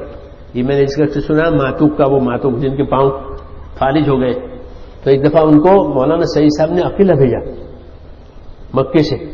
کسی ملک کا کوئی تقاضا ہوگا کہ تم اکیلے چلے جاؤ، تو وہ اکیلے گئے. راستے میں کہیں پتہ نہیں ہوائی جہاز بدلنا تھا کیا تھا تو وہ رکے وہاں. تو انہوں نے کوئی غلطی نکالی ٹکٹ میں یا پاسپورٹ میں یا پتہ نہیں کس میں، اور ان کو روک دیا وہاں کہ آپ آگے نہیں جا سکتے. اور جہاں اور بہت سے لوگوں کو روکا ہوا بند کیا تھا ان کو وہاں ڈال دیا کہ آپ یہیں رہو. تو جب اوپر گیا وہ وہاں تو وہاں تو بہت لوگ ہیں ایسے جن کے پاسپورٹوں میں ویزوں میں کوئی مسٹیک نکلی تو وہ رکے ہوئے ہیں. کیونکہ اس نے کہا بہت مجمع ہے یہاں. تو دیکھا تو اس میں تو کلمے والے بھی ہیں، یہ کلمے والے بھی ہیں. اس نے فوراً اپنی بات چلائی. یوسف علیہ السلام نے جیل میں بات چلائی. ہاں موسیٰ علیہ السلام نے جادوگروں کے سامنے بات چلائی. ہاں جادوگر آئے نا بہت سارے موسیٰ علیہ السلام کے سامنے، تو ان کے سامنے بات رکھی. یہ تم کیا لائے ہو؟ جادو ہے، اللہ تعالیٰ اسے نامراد کرے گا. اور اپنی بات رکھی جادوگروں کے سامنے اور یوسف علیہ السلام نے جیل والوں کے سامنے. یہ ترتیب ہے دعوت دینے والے کی. تو کہا یہ تو بہت لوگ ہیں. انہوں نے فوراً اپنی بات چلائی اور بات چلا کر کے ان کو تیار کیا. اب تو وہاں صفیں بچھنے لگی اور اذان ہونے لگی. لوگوں نے کہا یہ کیا ہو گیا؟ انہوں نے کہا یہ کیا ہو گیا؟ کہ وہ ایک آیا ہے عرب، اس نے یہ کیا ہے. ہاں وہاں اذان ہو رہی ہے، نماز ہو رہی ہے اور صفیں بچھی ہوئی ہیں، یہ تو نقشہ بدل گیا ہے جہاں کا، یہاں وہ ایک آیا ہے، یہاں یہ حضور صلی اللہ علیہ وسلم کی دعوت ہے کہ کہیں بھی جاؤ گے کچا پکا مکان، یہ ہماری بات چلے گی. جو کون چلاوے گا؟ کہ اللہ چلاوے گا، رسول نہیں چلاوے گا، رسول کی تو موت ہو جاتی ہے. لیکن اللہ کی بات، کہ اللہ کی بات اللہ چلاتے ہیں. یہ ہمارے لیے بہت بشارت کی بات ہے کہ ہم نہیں چلا رہے ہیں، اللہ تعالیٰ ہم کو استعمال کر رہے ہیں. ہاں، کبھی اللہ راضی ہو کر استعمال کرتے ہیں، کبھی ناراض ہو کر استعمال کرتے ہیں اللہ. خوش نصیب وہ لوگ ہیں جن سے اللہ راضی ہے، ان کو استعمال کر رہے ہیں کہ ان کو مقبول بنائیں گے اور ان کے ہاتھ سے کام لیں گے. اور کچھ لوگوں سے اللہ بیزار ہوتے ہیں، ان کو بھی استعمال کریں گے، ان کو مردود کریں گے، ان سے کام لیں گے. یہ ڈرنے کی بات ہے، یہ ڈرنے کی بات ہے کہ ان سے راضی نہیں ہے مگر ان سے کام نہیں لیں گے اور پھر انہیں کچھ نہیں دیں گے. اللہ کی مخلوق ہے، کام لے لیا. جی ہاں، دونوں قسم کے لوگ ہوتے ہیں. اس لیے کہتے ہیں اپنے کام پر قائم رہو، اندر سے باہر سے، تاکہ اللہ کو پسند آ جائے. جب اللہ کو پسند آئے گا تو کہ اللہ کو پسند آئے گا، اللہ تمہاری حمایت کرے گا، آسمانوں سے مددیں آئے گی. ہاں، حق کی مدد تو ہمیشہ آسمان سے ہی ہوتی ہے. زمین والے تو مدد کرتے ہی نہیں ہیں، دنیا والے نہیں مدد کرتے. ہاں، دنیا والے تو فضا بگاڑتے ہیں، بدنامیاں لاتے ہیں کہ ان کو بدنام کرو. ہاں، یہ دنیا والوں کا دستور ہے کہ وہ حق کی حمایت کبھی نہیں کریں گے، بلکہ حق کو بدنام کریں گے، حق والوں کو بدنام کریں گے، رکاوٹیں پیدا کریں گے کہ اسے نہیں گھبرانا ہے. یہ کیوں کہ اصل مسئلہ تو آسمان سے ہے کہ اللہ ہماری مدد کرنے والا ہے. ہاں، لوگ رکاوٹ ڈالیں گے، یا ہمارا نفس رکاوٹ ڈالے گا، یا شیطان رکاوٹ ڈالے، اور خدا مدد کرے گا. الیس اللہ بکاف عبدا، کیا خدا اپنے بندے کے لیے کافی نہیں ہے؟ کہ بے شک. ہاں، تو اللہ مدد کرتے ہیں اور اس کی راہیں نکلتی ہیں. تو حضور صلی اللہ علیہ وسلم نے یہ کام اس عظیمت کے ساتھ کیا ہے کہ کوئی کچا اور پکا مکان کے باقی نہیں رہے گا.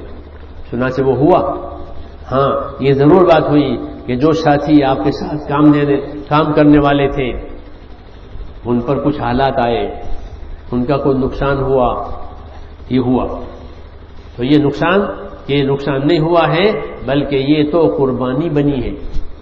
ہمارے ہاں کوئی نقصان نہیں ہے مذہب میں کہ مذہب کا کام کیا اور نقصان ہوا، کہ نقصان نہیں ہوتا، بلکہ وہ تو قربانی ہوتی ہے. جو کمی ہوتی ہے وہ زیادہ ہونے کا ذریعہ ہوتی ہے. حضور صلی اللہ علیہ وسلم فرماتے ہیں انفق ينفق علیک، تم خرچ کرو اللہ تم پر خرچ کرے گا. تو خرچ کرنے سے تو کم ہو جائے گا. تو اس نے کہا کہ خرچ کرنے سے کمی کا اندیشہ نہ کرو. بلال سے فرمایا بلال خرچ کر دو، اللہ بہت بڑا پروردگار ہے، اس کی طرف سے کمی کا خطرہ نہ رکھو، اللہ اور دیں گے.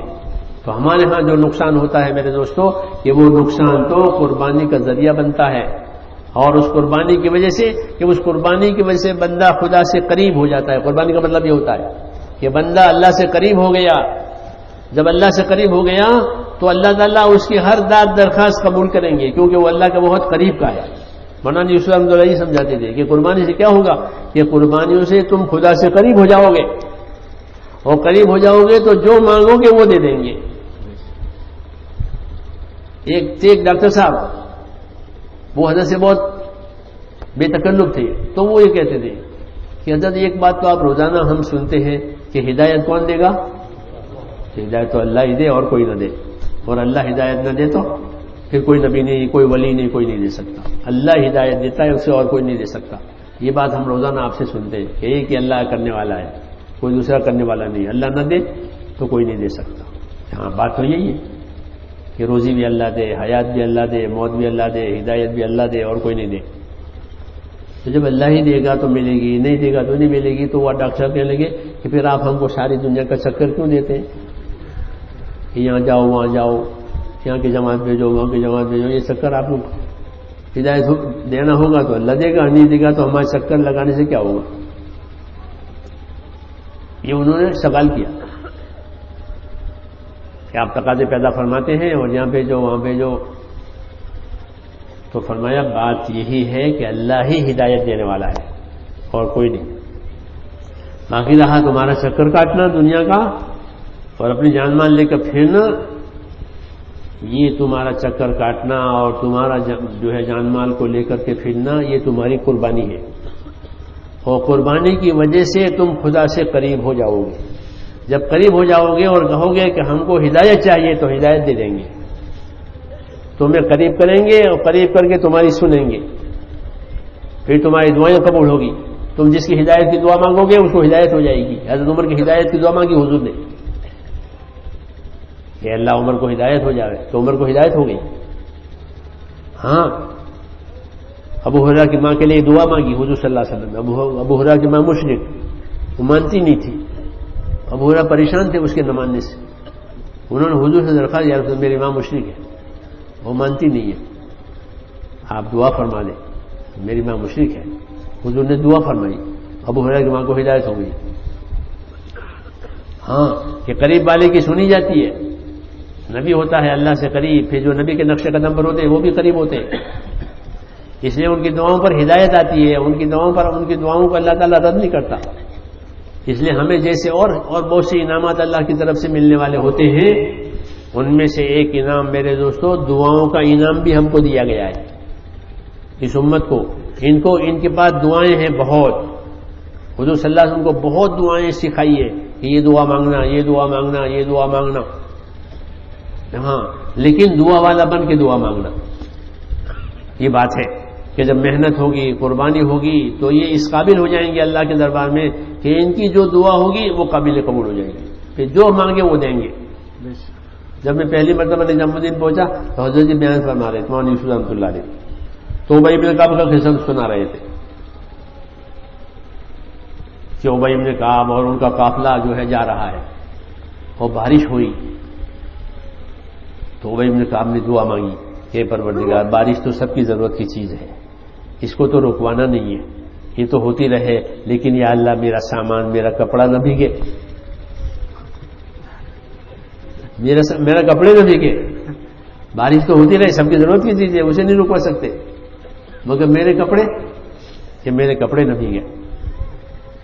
کوئی بات ہوگی تو قافلہ چلا اور بارش ہوتی رہی، اور جب منزل پر پہنچے تو حضرت عمر نے دیکھا کہ سب بھیگے ہوئے ہیں اور یہ ابی بن کعب جو ہے وہ کورے ہیں۔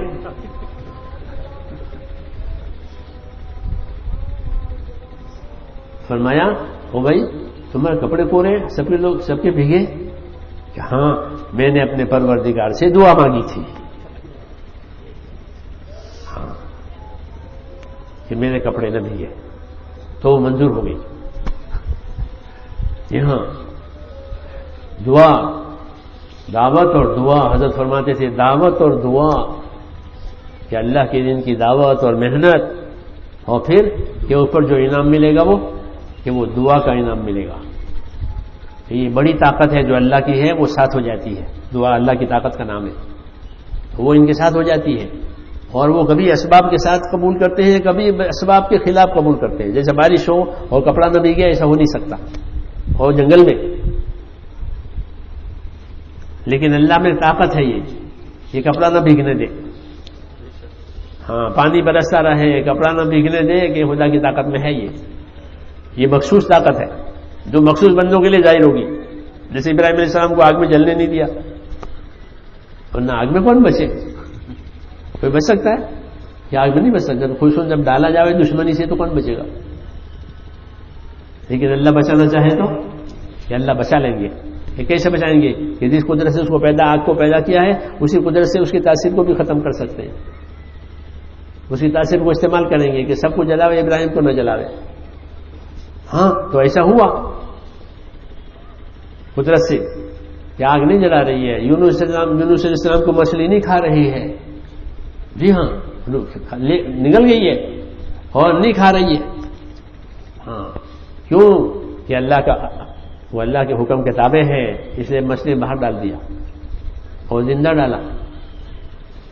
یہ نبیوں کے واقعات ہم کو سنائے ہیں تاکہ اللہ کی قدرت سمجھ میں آوے، اور اللہ کی قدرت سے فائدہ اٹھانے کا راستہ وہ ہوگا جو نبیوں کا راستہ ہوگا، کہ نبیوں کے راستے سے اللہ تعالیٰ کی قدرت ساتھ ہوتی ہے، اس کی مثالیں ہوتی ہے۔ تو میں نے کہا ہم کو دعا کا انعام ملا ہے کہ جب یہ قربانیاں دیں گے کہ ان کی دعاؤں میں جان پڑ جائے گی، اور جو بات نہیں ہو سکتی تھی وہ اللہ کر کے دکھائیں گے. اس لیے صحابہ کی زندگی میں بھی دعائیں ہیں, نبیوں کی زندگی میں بھی دعائیں ہیں کہ وہ دعا مانگتے تھے کہ یا اللہ فلانا کام نہیں ہو رہا ہے.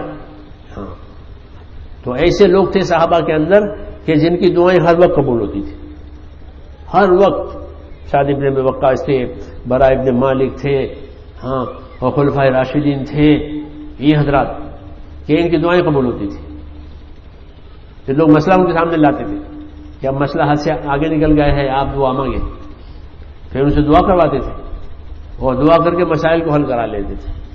تو جو قربانیاں ہیں میرے دوستوں, کہ جب قربانیوں کی سطح اخلاص کے ساتھ کہ وہ تو آدمی کو اللہ سے قریب کر دیتی ہے, اور جب قریب کر کے مانگیں گے کہ ان کی مراد پوری کر دی جائے گی.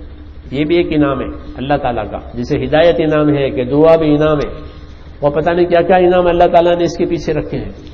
اس لیے ہم ساری دنیا سے یہ کہتے ہیں بھائی کہ حالات بننے کا جو واحد علاج ہے وہ اللہ تعالیٰ کا دین ہے, کہ جب دین آئے گا کہ سارے حالات حق تعالیٰ شان و قدرت سے صحیح کر دیں گے, اور دین نے آیا کہ سارے حالات بگڑ جائیں گے. حاکم کی حکومتوں میں, تاجر کی تجارتوں میں, مالدار کی مالداریوں میں حالات بگڑ جائیں گے, کیونکہ ان میں دین نہیں ہے, اور اللہ نے پہلے بگاڑ دیے ان کے حالات. ہم کو سنائے ہیں کہ ان کے حالات بگڑ گئے ہیں, حالانکہ ان کے پاس حالات بننے کے سارے سامان تھے لیکن دین نہیں تھا, ان کے حالات اجڑ گئے. حکومت میں بھی اور تجارت میں بھی اور زمینداریوں میں بھی حالات بگاڑ دیے بے حکمی کی وجہ سے, اور نعمتیں چھینی گئی. حالات کے مطلب نعمتیں چھین لی گئی, نہ شکری کی وجہ سے اور نہ بے حکمی کی وجہ سے. تو یہ سارے قصے اللہ تعالیٰ نے نبیوں کی اس امت کو سنائے ہیں. یہ اس امت کو اللہ تعالیٰ اس معیار پہ لے جانا چاہتے ہیں کہ نبیوں کی زندگیوں کو دیکھیں اور اپنی زندگی بنائیں. مولانا الیاس صاحب کہتے تھے ہم کو نبیوں کی زندگی دکھائیے, اس سے نیچے نہیں جانا. یہ کہتے اس سے نیچے نہیں جانا کہ نبیوں کی زندگی اللہ نے ہم کو سنائی ہے, نبیوں کے قصے, کہ اس سے نیچے نہیں جانا کہ نبیوں کی زندگیوں کو دیکھو کہ اللہ تعالیٰ نے نبیوں کے حالات اپنی قدرت سے کیسے بنائے ہیں. یہ کچھ نہیں تھا, 313 آدمی ہیں حضور صلی اللہ علیہ وسلم کے ساتھ بدر کے میدان میں, اور دشمن بہت بڑی تعداد میں, اور اللہ نے حالات بنا دیے. آسمان سے پانی نہیں تھا تو فوراً پانی برسا, پانی نہیں ہے مجمع کے لیے, فوراً پانی برسا, اور پانی کی ضرورت پوری ہو گئی. اور مدد کے لیے فرشتے آئے, اترے فرشتے مدد, اور انہوں نے دیکھا کہ کوئی مخلوق اتر رہی ہے. ہاں, ابو جہل کے لوگوں نے دیکھا کہ مخلوق اتر رہی ہے سفید سفید, کہ کوئی مخلوق اترتی تھی سفید سفید, وہ کام کرتی تھی. یہ کیا کام کرتے ہیں, ان کے پاس تو کچھ ہے نہیں. یہ کہتے تھے کہ کوئی مخلوق سفید سفید اتر رہی تھی. ہاں, وہ کام کر رہی تھی. وہ کون مخلوق تھی؟ کہ وہ اللہ تعالیٰ کی غیبی مخلوق تھی, کہ وہ فرشتے ہیں. ہاں, اللہ نے ان کو غیب سے اب قدرت سے پیدا کیا ہے اور غیبی امور ان کے حوالے کیے ہیں. اس لیے ہمارا ایمان فرشتوں پر ہے, اللہ کی کتابوں پر, اللہ کے فرشتوں پر, کہ اللہ غیب سے ان سے کام کرائیں گے. تو وہ کام کرتے ہیں, ہمیں پتہ نہیں چلتا. ہاں, اس کے وعدے بتائے ہیں کہ یہ بات ہوتی ہے کہ فرشتے مددگار بنتے ہیں, فرشتے یہ کرتے ہیں. ایک آدمی اپنے گھر میں سے نکلتا ہے اور دعا پڑھ کے نکلتا ہے, بسم اللہ توکلت علی اللہ ولا حول ولا قوت الا باللہ, یہ کہہ کر نکلتا ہے. ہاں, تو فرشتہ اسے کہتا ہے ہدیتا و کفیتا و وقیتا, تجھے تو ہدایت ہو گئی, تیری ضرورت پوری ہو گئی اور تیری حفاظت ہو گئی. ہاں, 3, کیوں کہ اس نے وہ سنت پر عمل کیا ہے. تو فرشتہ یہ کہتا ہے ہدیتا و کفیتا و وقیتا, کہ تجھے تو ہدایت ہو گئی اور تیری ضرورت پوری ہو گئی اور تیری حفاظت ہو گئی. تو ایک شیطان دوسرے شیطان سے کہتا ہے لو اب اس کا تم کیا بگاڑو گے, اس کی تو ہدایت بھی ہو گئی, اس کی تو کفایت بھی ہو گئی, اس کی تو حفاظت بھی ہو گئی, تو اس کا کیا بگاڑے گا. یہ غیبی نظام ہے, حدیثوں میں ہے. کیونکہ ہم کو ایسی چیزیں دی ہیں اللہ تعالیٰ نے کہ اس پر فرشتوں کی طاقت کہ ہمارے ساتھ ہے. اس لیے غیب پر ایمان, غیب کا یقین کہ یہ پیدا ہونا ضروری ہے. جب یہ یقین پیدا ہو جاتا ہے کہ پھر آدمی گھبراتا نہیں ہے. کہ ہم نے تو آیت الکرسی پڑھی ہے, اور آیت الکرسی پڑھنے والے کی حفاظت ہوتی ہے. ایک ساتھی کی بچی یہ کہہ رہی تھی, ہاں کہ ابا ہم نے تو آیت الکرسی پڑھی ہے, تو آیت الکرسی پڑھنے والے کی تو حفاظت ہوتی ہے, ڈرنے کی کیا بات ہے. ہاں, آیت الکرسی پڑھی ہے. غیبی وعدے ہیں اللہ تعالیٰ کے کہ جب کام ہوگا کہ جو دن پر اللہ تعالیٰ نے کاموں کے بننے کا راستہ مقرر کیا ہے کہ وہ عمل وجود میں آئیں گے، اللہ اپنی قدرت سے کام بنائے گا کہ جس مال کی زکوٰۃ ادا ہوگی وہ آگ میں اور پانی میں ضائع نہیں ہوگا، جس مال کو آگ نہیں لگے گی کیونکہ اس کی زکوٰۃ ادا ہوئی ہے، یہ پانی میں ضائع نہیں ہوگا کیونکہ اس کی زکوٰۃ ادا ہوئی ہے، ہاں اس کو آگ لگی ہے کہ اس کی زکوٰۃ ادا نہیں ہوئی ہے۔ یہ جی ہاں ہے بات کہ جو حکم ہمیں دیے ہیں میرے دوستوں، اس حکموں کے ساتھ اللہ تعالیٰ کے وعدے ہیں، جب وہ حکم اس یقین اور اخلاق کے ساتھ پورے ہوں گے تو اللہ تعالیٰ کے وعدے بھی پورے ہوں گے، اسی پر تو ہماری کامیابی ہے۔ اس لیے کہتے ہیں ہماری کامیابی کے دار و مدار جو ہے وہ صرف اللہ تعالیٰ کے حکم پر ہے کہ ہم اللہ تعالیٰ کے حکم پورا کریں گے اور اللہ تعالیٰ اپنا وعدہ پورا کریں گے۔ حکموں کے مختلف ہیں، ایک حکم ہماری ذات سے متعلق ہے کہ وہ حکم بھی پورا کرنا ہے، جو حکم ہماری ذات سے متعلق ہے، جو دین کی ذمہ داری ہماری ذات سے متعلق ہے کہ وہ بھی پوری کرنی ہے، تو پھر اس کے ذاتی مسئلے حل ہوں گے۔ اور ایک حکم اللہ تعالیٰ کے اجتماعی ہے کہ اجتماعی احکامات ہیں اللہ تعالیٰ کے، مجموعے سے اس کا تعلق ہے کہ وہ حکم مجموعی طور پر پورے کیے جائیں گے۔ جب حکم وہ مجموعی طور پر پورے کیے جائیں گے تو اللہ تعالیٰ کے مجموعی طور پر وعدے مدد کے جو ہیں وہ پورے ہوں گے۔ تقسیم ہے انفرادی اجتماعی، دونوں ذمہ داریاں صحیح ہیں، انفرادی ذمہ داری بھی ہے۔ یا ایھا الذین آمنوا قوا انفسکم واہلیکم نارا، اے ایمان والو بچاؤ اپنے آپ کو اور اپنے اہل و عیال کو دوزخ کی آگ سے۔ اپنے آپ کو بچانا ضروری ہے، اپنے اہل و عیال کو بھی دوزخ کی آگ سے بچانا ضروری ہے۔ کہ وہ کیسے بچاؤ گے؟ تو حضرت علی رضی اللہ تعالیٰ عنہ اس کی تفسیر کرتے تھے قوا انفسکم واہلیکم نارا کی، کہ وہ کیا تفسیر ہے؟ کہ وہ تفسیر یہ ہے کہ اپنے آپ کو دیندار بناؤ، اپنے آپ کو دین سکھاؤ، اپنے اہل و عیال کو دین سکھاؤ۔ جب دین سیکھیں گے اور سکھائیں گے تو یہ جہنم سے وقایت اور بچاؤ کا ذریعہ بن جائے گا۔ یہ ذاتی ذمہ داریاں ہیں کہ ہر ایک اپنے آپ کو دین سکھاوے، اتنا ایمان بناوے جو اللہ کے حکموں پر کھڑا کرے، اتنا ایمان بناوے جو اللہ کے حرام سے بچاوے، اتنا ایمان بناوے جو اللہ کے دین کے تقاضوں پر چلاوے۔ اتنا ایمان بنانا ہر ایک کی ذمہ داری ہے امت کی، کیونکہ اس امت میں ہے یہ، تو اس امت کے افراد کی یہ ذمہ داری ہے کہ اتنا ایمان بناؤ جو اللہ کے فرضوں پر کھڑا کرے، کہ اللہ کے فرض چھوڑ کر کوئی خدا سے قریب ہو ہی نہیں سکتا، کہ اللہ کے فرضوں پر کھڑا کرنے والا ایمان، اللہ کے حرام سے بچانے والا ایمان، اور اللہ کے دین کے تقاضوں پر چلانے والا ایمان، کہ ہم اللہ کے دین کے تقاضے پورے کریں گے اور اللہ تعالی ہماری مدد کرے گا۔ یہ چیز یہ بنانا کہ ہر شخص کی ذمہ داری کہ بناؤ،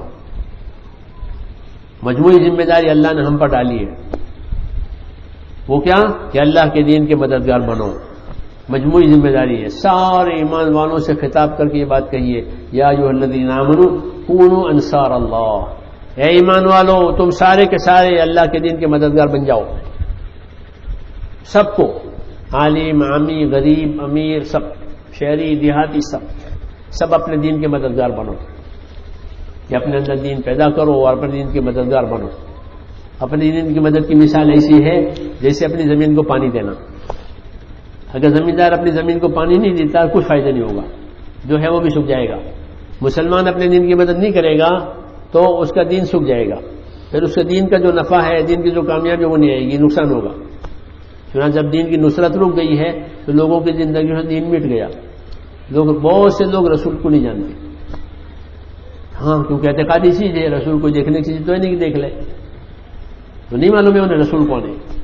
ہاں ایسے لوگ ہیں دنیا میں، آپ پھریں گے تو پتہ چلے گا کہ نصرت اور دین کی مدد کٹنے کی وجہ سے کتنا نقصان ہوا ہے۔ اس لیے ذمہ داری اللہ تعالیٰ نے میرے دوستوں ہم سب پر ڈالی ہے کہ ہم سب اللہ کے دین کے مددگار بنیں، اور مددگار بننا ایسے اپنی زمین کو پانی دینا، پھر پانی پہنچے گا، جب پانی پہنچے گا تو ساری چیزیں اگ جائے گی۔ اللہ بنجر زمینوں پر پانی برساتے ہیں اور اس زمین کو آباد کرتے ہیں، زمین کو آباد کر کے ان کا ان پر بسنے والوں کا گزارا ہو جاتا ہے، ان کے جانوروں کا چارہ بھی ہو جاتا ہے، دونوں ان کا گزارا ہو جائے گا، زمین والوں کا اور ان کے جانوروں کا چارہ بھی ہو جائے گا۔ متاع لکم ولانعامکم، کہ تمہارا گزارا اور تمہارے جانوروں کا چارہ، کیوں پانی برس گیا۔ ایسے ہی دین آئے گا کہ تمہاری کامیابی اور دین کے دوسرے زمین پر بستے ہیں کہ ان کا بھی کام ہو جائے گا، کیونکہ دین قائم ہوگا تو دین کی برکتوں کے ساتھ قائم ہوگا۔ اس لیے دین کی برکتوں میں سے کہ غیروں کو بھی حصہ ملے گا، ان کی جان مال محفوظ ہو جائے گی، فساد دنیا کا ختم ہو جائے گا۔ دین کی برکت آتی ہے تو دنیا کا فساد ختم ہو جاتا ہے، دین اٹھ جاتا ہے تو فساد قائم ہوتا ہے، اس فساد سب متاثر ہوتے ہیں۔ اور دین قائم ہوتا ہے تو کہ جان مال آبرو کی حفاظت ہوتی ہے.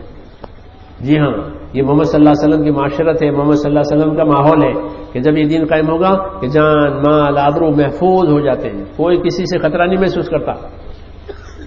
ہاں، امن ہو جاتا ہے دین قائم ہونے سے. اس لیے دین کی ذمہ داری اور مدد کی ذمہ داری اللہ پاک نے ہم سب پر ڈالی ہے. اس لیے جو جان مال اور جو اسباب اللہ نے ہمیں دیے ہیں وہ اپنے دین کی خدمت کے لیے دیے ہیں.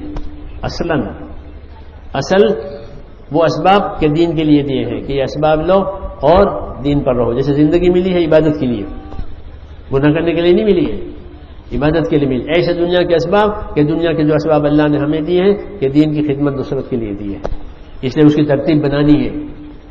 ہاں، وہ ترتیب مٹ گئی ہے کہ مسلمانوں کی جان مال اور اسباب کہاں لگے. یہ سبق نہیں ہے آج یاد. تو ہمیں بتایا ہے کہ مسلمانوں کی جان مال اور اسباب سب سے پہلے کلمے کو بلند کرنے پر لگے، اعلاء کلمت اللہ پر ان کی جان مال لگے، تاکہ اللہ کا کلمہ بلند ہو، دلوں میں نور ہدایت آوے، دلوں میں دین آوے، اور ارکان اسلام زندہ ہو جاویں. نماز، روزہ، زکوٰۃ، یہ 100% ارکان اسلام جو عبادت ہے کہ وہ زندہ ہو جاویں. کلمہ اپنے ارکان کے ساتھ زندہ کرنا، یہ جان مال کی پہلی ذمہ داری ہے مسلمانوں کی جان مال، کہ اللہ کے کلمہ اور کلمے کے ارکان کو زندہ کرنے کے لیے. اور دوسرے نمبر میں اللہ کی مخلوق کے ساتھ احسان کرنے کے لیے کہ جو اسباب اللہ نے تعالیٰ تمہیں دیے ہیں اسے اللہ کی مخلوق پر احسان کرو. قارون کو بھی یہ کہا تھا اللہ نے تیرے ساتھ احسان کیا ہے تو احسان کر، مگر وہ مانا نہیں تو محروم ہو گیا. حضور صلی اللہ علیہ وسلم احسان کی تعلیم دیتے تھے کہ اے لوگوں کھانا کھلاؤ. مدینے جا کر فرمایا اے لوگوں کھانا کھلاؤ، اطعموا الطعام، کھانا کھلاؤ، اور آپس میں سلام کرو اور صلہ رحمی کرو، تعلقات رشتہ داروں سے صحیح کرو، پچھلی رات کو اٹھ کر عبادت کرو. یہ اعمال بتاتے تھے، احسان کرنے کے اعمال کہ اللہ کی مخلوق کے ساتھ احسان کرو. تو مسلمانوں کے اسباب کہ اللہ کے کلمے کو پھیلانے پر اور اللہ کی مخلوق کے ساتھ احسان کرنے پر کہ کرو احسان سب کے ساتھ. غریب ہو تو اسی غریبی، اور راستہ بھولا ہے تو راستہ دکھاؤ، پیاسا ہے تو پانی پلاؤ، بھوکا ہے تو کھانا کھلاؤ. ہاں، اپنا ہو پرایا ہو مسلم ہو نہ ہو کوئی بات نہیں، احسان میں سب. تو احسان کی تعلیم دی ہے کہ جب احسان کی فضا بنے گی کہ ہاں کہ پھر دلوں میں جوڑ پیدا ہو جائے گا، دلوں کی قدرت صاف ہو جائے گی. یہ اس کی حکمت ہے کہ احسان پر لگا، کلمے کے پھیلانے پر، احسان کرنے پر. اور تیسرے نمبر میں کہ اپنی ضرورتوں پر مال جان لگاؤ، کماؤ اور کھاؤ اور لگاؤ. سوال مت کرو لوگوں سے، لوگوں پر بوجھ مت بنو. یہ تعلیم تھی. کماؤ، صحابہ کماتے تھے اور کھاتے تھے، کما کر اپنی کمائیاں اور لگاتے تھے اور اس میں سے احسان بھی کرتے تھے. ہاں، تو اپنی ضرورتوں پر جان مال لگانا یہ کوئی دین کے خلاف نہیں ہے. تاجر تجارت کرے، زمیندار زمینداری کرے، مزدور مزدوری کرے، اور اسے اللہ تعالیٰ کے کلمے پر اور نصرت پر مال جان لگاوے، اپنی ضرورت پر مال جان لگاوے، احسان کرے. یہ زندگی پاکیزہ ہوتی ہے جس میں جان مال کی صحیح ترتیب ہوتی ہے اور فساد سے محفوظ ہوتی ہے. اس لیے ہماری زندگی یہ ترتیب ہے. مگر یہ سبق اب بھولایا گیا ہے. اللہ پاک نے اس دعوت اور محنت کے ذریعے سے کہ اب یہ سبق یاد کرایا ہے کہ میری مال جان میں اللہ کا حق ہے، اللہ کے دین کا حق ہے. ہاں، یہ ذہن بن رہا ہے اور الحمدللہ دین اس کی وجہ سے اوپر آ رہا ہے اور زندگیوں میں نظر آ رہا ہے دین. ہاں، پوری دنیا میں. اور یہ صرف اللہ کی قدرت سے، ہماری طاقت سے نہیں ہے. اس لیے ہم کہتے ہیں کہ یہ ہوا کہ اللہ اپنی طاقت سے اس کو دین کو بلند کرے گا. وَلَيَنْصُرَنَّ اللَّهُ مَن يَنْصُرُهُ، جو اللہ کے دین کی مدد کرے گا خدا اس کی مدد کرے گا. اور خدا کی مدد کا مطلب یہ ہے کہ جو بات لے کر کے یہ چل رہے ہیں اللہ اسے چالو کر دے گا. جو کام لے کر یہ پھر رہے ہیں اللہ اسے منوا دے گا لوگوں سے. ہم نہیں منوائیں گے، اللہ منوائیں گے. یہ بشارتیں ہیں. اس لیے میرے دوستوں اس پہ ارادے کریں کہ اللہ تعالیٰ ہمیں یہ سبق یاد دلا دیں اور ہم اس سبق یاد کرنے والے اور یاد کرانے والے بنیں کہ بہترین مخلوق اللہ کی وہ ہے جس کو اللہ خیر کا ذریعہ بناوے. اللہ کرے ہم خیر کا ذریعہ بن جائیں اور شر کے مٹنے کا ذریعہ بنے. اس کے لیے ہمت کر کے اپنے آپ کو پیش کریں. مانگو اللہ تعالیٰ سے. ہم تو مانگنے والے ہیں، اللہ دینے والا ہے. ہاں، یہی بات. سب فقیر ہیں، ایک اللہ غنی ہے بس. اس لیے یقین کے ساتھ مانگیں کہ صدقہ فقیروں کے لیے ہوتا ہے. صدقہ کس کے لیے ہوتا ہے؟ فقیروں کے لیے. تو اللہ کے انعامات اکرامات ہم فقیروں کے لیے ہیں. وہ ہمارے لیے ہے، وہ ضرور مانگنے والوں کو دے گا، اس کا یقین کریں، اس لیے انہوں نے مانگنے کا حکم دیا ہے اور قبول کرنے کا وعدہ کیا ہے۔ اللهم صل على سيدنا محمد وعلى آل سيدنا محمد كما صليت على إبراهيم وعلى آل إبراهيم إنك حميد مجيد اللهم بارك على سيدنا محمد وعلى آل سيدنا محمد كما باركت على إبراهيم وعلى آل إبراهيم إنك حميد مجيد ربنا ظلمنا أنفسنا وإن لم تغفر لنا وترحمنا لنكونن من الخاسرين ربنا ظلمنا أنفسنا وإن لم تغفر لنا وترحمنا لنكونن من الخاسرين ربنا ظلمنا أنفسنا وإن لم تغفر لنا وترحمنا لنكونن من الخاسرين ربنا إننا آمنا فاغفر لنا ذنوبنا وقنا عذاب النار اللهم أقبل بقلوبنا إلى دينك وأقبل بقلوب جميع المسلمين إلى طاعتك ربنا أرنا الحق حقا وارزقنا اتباعه وأرنا الباطل باطلا وارزقنا اجتنابه اے اللہ ہماری مغفرت فرما دے، اے اللہ ہماری مغفرت فرما دے، اے اللہ ہماری مغفرت فرما دے۔ ہم تیرے دربار میں اقراری مجرم ہیں، ہمیں اپنے جرموں کا اقرار ہے، ہم سب کے سب گنہگار ہیں، اے اللہ تو ہی ایک معاف کرنے والا ہے، ہماری اور پوری امت کی پوری مغفرت فرما دے، اے اللہ ہماری اور پوری امت کی پوری مغفرت فرما دے، ہماری اور پوری امت کی پوری مغفرت فرما دے، پوری امت سے درگزر فرما لے، اے اللہ امت کی صلاحیتوں کو دین پر لگا دے، امت کی صلاحیتوں کو برباد ہونے سے بچا لے، امت کے مالوں کی جانوں کی دین ایمان کی آبرو کی ہزاروں طرف سے حفاظت فرما لے، باطل کے نرغوں میں سے نکال دے، فتنوں میں سے نجات دے، اے اللہ پوری امت کو آپ کی اطاعت پر قائم فرما دے، اے اللہ جو محنت ہو رہی ہے اسے قبول فرما لے، اے اللہ محنت کرنے والوں کو بھی قبول فرما لے، دین کی خدمت کرنے والوں کو بھی قبول فرما لے، اے اللہ خدمت کرنے والوں کی خدمتوں کو قبول فرما، محنت کرنے والوں کی محنت کو قبول فرما، ہم سب کو اپنے مقبول بندوں میں داخل فرما لے، اے اللہ ہمیں تیرے مقبول بندوں میں داخل فرما لے، اے اللہ تیرے مقبول بندوں میں داخل فرما لے، ہمارے گناہ معاف فرما لے، اے اللہ ہماری مغفرت فرما اور ہمیں اپنے مقبول بندوں میں داخل فرما لے اور اپنے دین کی مدد فرما لے، دین کی سرسبزی کی صورتیں پیدا فرما دے، اے اللہ پورے عالم میں پورا دین چمک جائے اس کی صورتیں پیدا فرما دے، ہدایت کی راہوں کو آسان فرما دے، دلوں کی اے اللہ دلوں کا اندھاپن دور فرما دے، نور ہدایت دلوں میں اتار دے، جتنی رکاوٹیں ہیں جتنی دشواریاں ہیں اے اللہ اس کو اپنی قدرت سے آسان فرما دے، تو یہ آسانی کرنے والا ہے، ہماری مدد فرما دے، ہماری آنکھوں پر پردہ ڈال دے، ہمارے گناہوں کو معاف فرما دے، ہمارے مشکلات کو آسان فرما دے، بیماریوں کو دشواریوں کو پریشانیوں کو دور فرما دے، دنیا اور آخرت کی عافیت مقدر فرما دے۔ ربنا آتنا فی الدنیا حسنہ وفی الآخرۃ حسنہ وقنا عذاب النار۔ اللهم صل وسلم وبارک علی سیدنا محمد النبی الامی وآلہ وصحبہ اجمعین۔ بتاؤ بھائی، ہمت کر کے بتاؤ جلدی۔ کیا نام سراج بھائی کہاں کے؟ کتنے وقت کے لیے؟ 4 مہینے کے لیے۔ کیا نام؟ نفیس۔ نفیس پوری جماعت ہے کیا اکیلے ہو؟ پوری جماعت، ماشاءاللہ۔ نفیس پوری جماعت کے ساتھ۔ بھائی کھڑے ہو جاؤ۔ ہاں بھائی، یہ جانے والوں سے گزارش ہے، تشکیل دعا اس کے بعد ہم اپنا پروگرام بناوے، ابھی تو یہیں بیٹھے اپنے تقاضوں کو دباوے اور ہمت کر کے بتلانا شروع کرو ماشاءاللہ۔ ہماری کھروڑ کی پوری جماعت ماشاءاللہ اللہ قبول فرمائے۔ فاروق بھائی کے ساتھ۔ فاروق بھائی کے ساتھ اور فرماتے رہے دوست۔ بھائی بیٹھو تھوڑی دیر، بیٹھ جاؤ۔ کہاں کی؟ وادی کی۔ وادی کی پوری جماعت ماشاءاللہ۔ کیا نام؟ یوسف۔ کہاں کے؟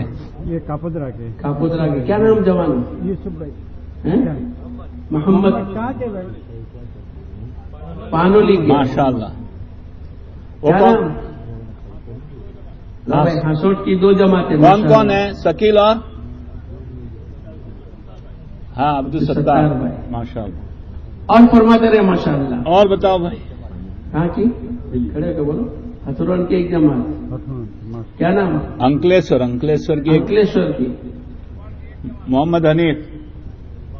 اولپاڑ کی ایک جماعت 4 مہینے کی۔ 4 مہینے کی۔ کون ذمہ دار ہے؟ ذمہ دار کا نام بتا دو بھائی جلدی۔ عبدالصمد ماشاءاللہ۔ اور ماں۔ ہاں تڑکیشور کون ہے؟ ہاں امین امین. ماشاء اللہ. اور بتاؤ اور فرماتے رہے. بھائی 30-35 جماعتیں ہیں, نام بتاؤ جلدی جلدی. جہاں جماعتیں بن کر آئی ہے وہ بھی تازہ کر لے دوستو. ہاں پہلے لکھا دیے وہ بھی تازہ ہاں. کرو. کہاں کے؟ رویدرا کی. کون ذمہ دار ہے؟ جاوید. مویز کی جماعت. کیا نام؟ محمود. ہتھوڑا کی جماعت محمود ذمہ دار. ماشاء اللہ. ضیاء الدین بھائی. کوسمبڑی کی جماعت. کوسمبڑی کی پوری جماعت. کیا نام؟ کہاں کی؟ کھولور کی. ابراہیم. ابراہیم کے ساتھ ماشاء 9 ساتھی ہے. پوری جماعت کر لو. ہاں انشاءاللہ. دیکھو بھائی کیا نام ہے آپ کا؟ عبدالعزیز کے ساتھ. کیا نام؟ کہاں کی جماعت ہے؟ اویس کی جماعت ہے. کوسمبا کی. کوسمبا کی پوری جماعت. ماشاءاللہ. اویس. یہ اویس ہیں. ہاں اویس کی. ماشاء اللہ. اور فرماؤ دوستو انفرادی بھی نام والے اجتماعی جماعت. اور نوجوان کیا کہہ رہا ہے؟ شاہ نواز. کیا نام آپ کا؟ یونس بھائی. شاہ نواز. ماشاء اللہ. اور فرماؤ. ہاں بھائی ایسی بستیوں سے جو ساتھی آئے ہیں جو ایک ہیں وہ بھی بتا دیں اپنے نام. ان کی ترتیب بن جائے گی انشاءاللہ. بہت سی ایسی بستیوں سے لوگ آئے ہیں جہاں پوری جماعتیں نہیں بنی. یوسف بھائی ویلڈر. یوسف بھائی ویلڈر گجرم والے. پوری جماعت ہے. پوری جماعت ہے ماشاء اللہ. بھائی ہے تو کھڑے ہو کے نام لکھاؤ. بھائی آپ بیٹھے رہے جو جانے والے. دیکھو دعا ہوگی ابھی تھوڑی دیر بعد. دعا کے بعد اٹھیں انشاءاللہ. بیٹھ جاؤ. اتنی مدد کی تھوڑی اور مدد کر دو. کیا نام ہے آپ کا؟ موسالی کی. موسالی کی جماعت. موسالی کی جماعت. موسالی کی تو 3 جماعتیں ہیں ماشاء اللہ. جہاں اجتماع ہو رہا ہے 4 مہینے کی 3 جماعتیں ہیں. نیترن کی پوری جماعت. ماشاء اللہ. کیا نام ہے؟ نرولی کی 1 4 مہینے کی 2 چلے کی. کون ہے نرولی کی جماعت کے ذمہ دار؟ بھائی ذمہ دار کا نام لکھاؤ.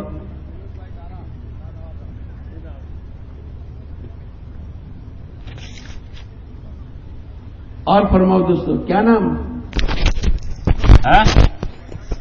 کوساڑی کی. کوساڑی کی. کوساڑی. موسالی. اور کون باقی رہ گیا بھائی؟ بھائی مبین حلقے کی جماعت ہے. نیاز الدین کا. انکلیشور کی دو جماعتیں. ایک سیلون جا رہی ہے اور یہ ماشاء اللہ. انکلیشور کی 2 جماعتیں. اللہ قبول فرمائے. بھادی کی 1 جماعت. کون ذمہ دار ہے؟ حاجی ایوب پٹیل. حاجی ایوب پٹیل. ماشاء اللہ.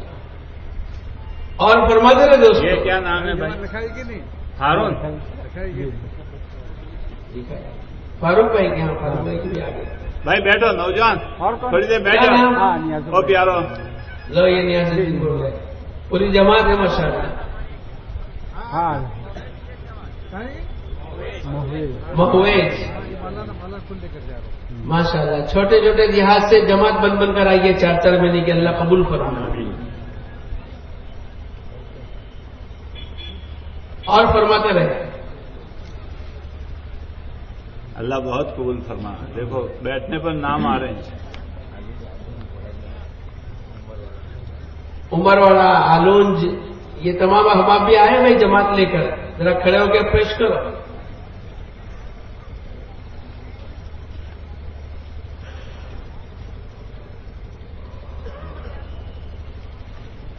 جس کے دل میں بات آ رہی ہے کھڑے ہو کے بتلاؤ. اللہ آسان کریں گے. ابھی بھی ترتیب بنے گی ماشاءاللہ. جن کی ترتیب بن گئی وہ بھی لکھا ہے اور جن کے دل میں بات آ رہی ہے وہ بھی پیش کریں. بھائی اس بیان کے بعد اگر کسی کے دل میں آتا ہو پہلے نام نہیں لکھایا وہ بھی کھڑے ہو جاؤ. وہ سب سے قیمتی لوگ ہوں گے. کھڑے ہو جاؤ. ہاں بھائی فرماؤ. ماشاء اللہ. کل بہت سے ساتھیوں نے چلے کے 2 چلے اور بڑھا دیے تھے. آج بھی کچھ کر لو ایسا. جن کے چلے لگ گئے ہیں وہ دوسرے 2 چلے بڑھا دینا.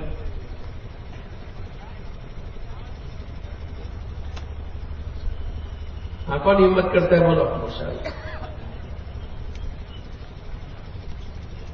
تھوڑی سی ہمت کریں گے اللہ پاک آسان کریں گے.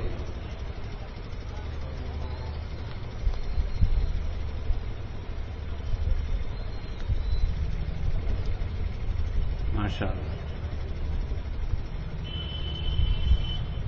چلے والے بھی فرمائے, 4 مہینے والے بھی فرمائے. بھائی چلے کی جماعت ہے وہ بھی فرما دے. چلو کروڑ کی لو بھائی کروڑ کی ایک جماعت چلے کی ماشاءاللہ. لو بھائی کاپودرا کی ایک جماعت کون لے کے جائیں گے؟ محمود بھائی ماشاءاللہ. تاکہ مانوی کی ایک جماعت کون لے کے جائیں گے؟ نام بتا دو پھر. ہاں زبیر بھائی. زبیر بھائی. زبیر لے کے جائیں کون لے کے جائیں گے؟ زبیر بھائی اچھا زبیر اگرا. زبیر بھائی اور فرماؤ ماشاءاللہ. بھائی جلدی بتاؤ. ارے چلے پہ تو ہم سب کو جانا ہے. ہاں ماشاءاللہ. کہاں کی؟ گلا کی ایک جماعت مولانا الیاس صاحب لے کے جائیں گے. اور فرماؤ ماشاءاللہ. رئیسہ کرمال کی ایک جماعت ہے وہ جابر. ہاں رویندرا کرمالی جابر لے کے جائیں گے. اور بولو دوستو. چلے کے لیے 4 مہینے کے لیے مسجد والا جماعت کی جماعت بن کر آئے وہ بھی, اور انفرادی جس کے دل میں اللہ بات ڈالے وہ بھی کھڑے ہو کے فرماؤ. بھائی کل صبح کی نماز کے بعد 4 مہینے لگا ہوئے ساتھی اور موجودہ جماعت کے ساتھی وہاں قیام گاہ کے قریب جو منڈپ ہیں, صبح کی نماز کے بعد فوراً وہاں پہنچ جانا ہر مسجد والا جماعت کے ساتھی, اور 4 مہینے لگا ہوئے. اور یہاں بھی عمل ہوگا انشاءاللہ پنڈال میں بھی. اور یعنی جو جماعتیں ہیں نا ہر زیادہ ہلکے والے دیہات والے یہاں جماعت کو صبح میں بٹھانے میں بھی یعنی عمل کے بعد یہاں جو ڈوری باندھے گی وہاں جماعتوں کو بٹھا دیں, تھوڑی ہماری مدد کریں اس میں. یعنی ہر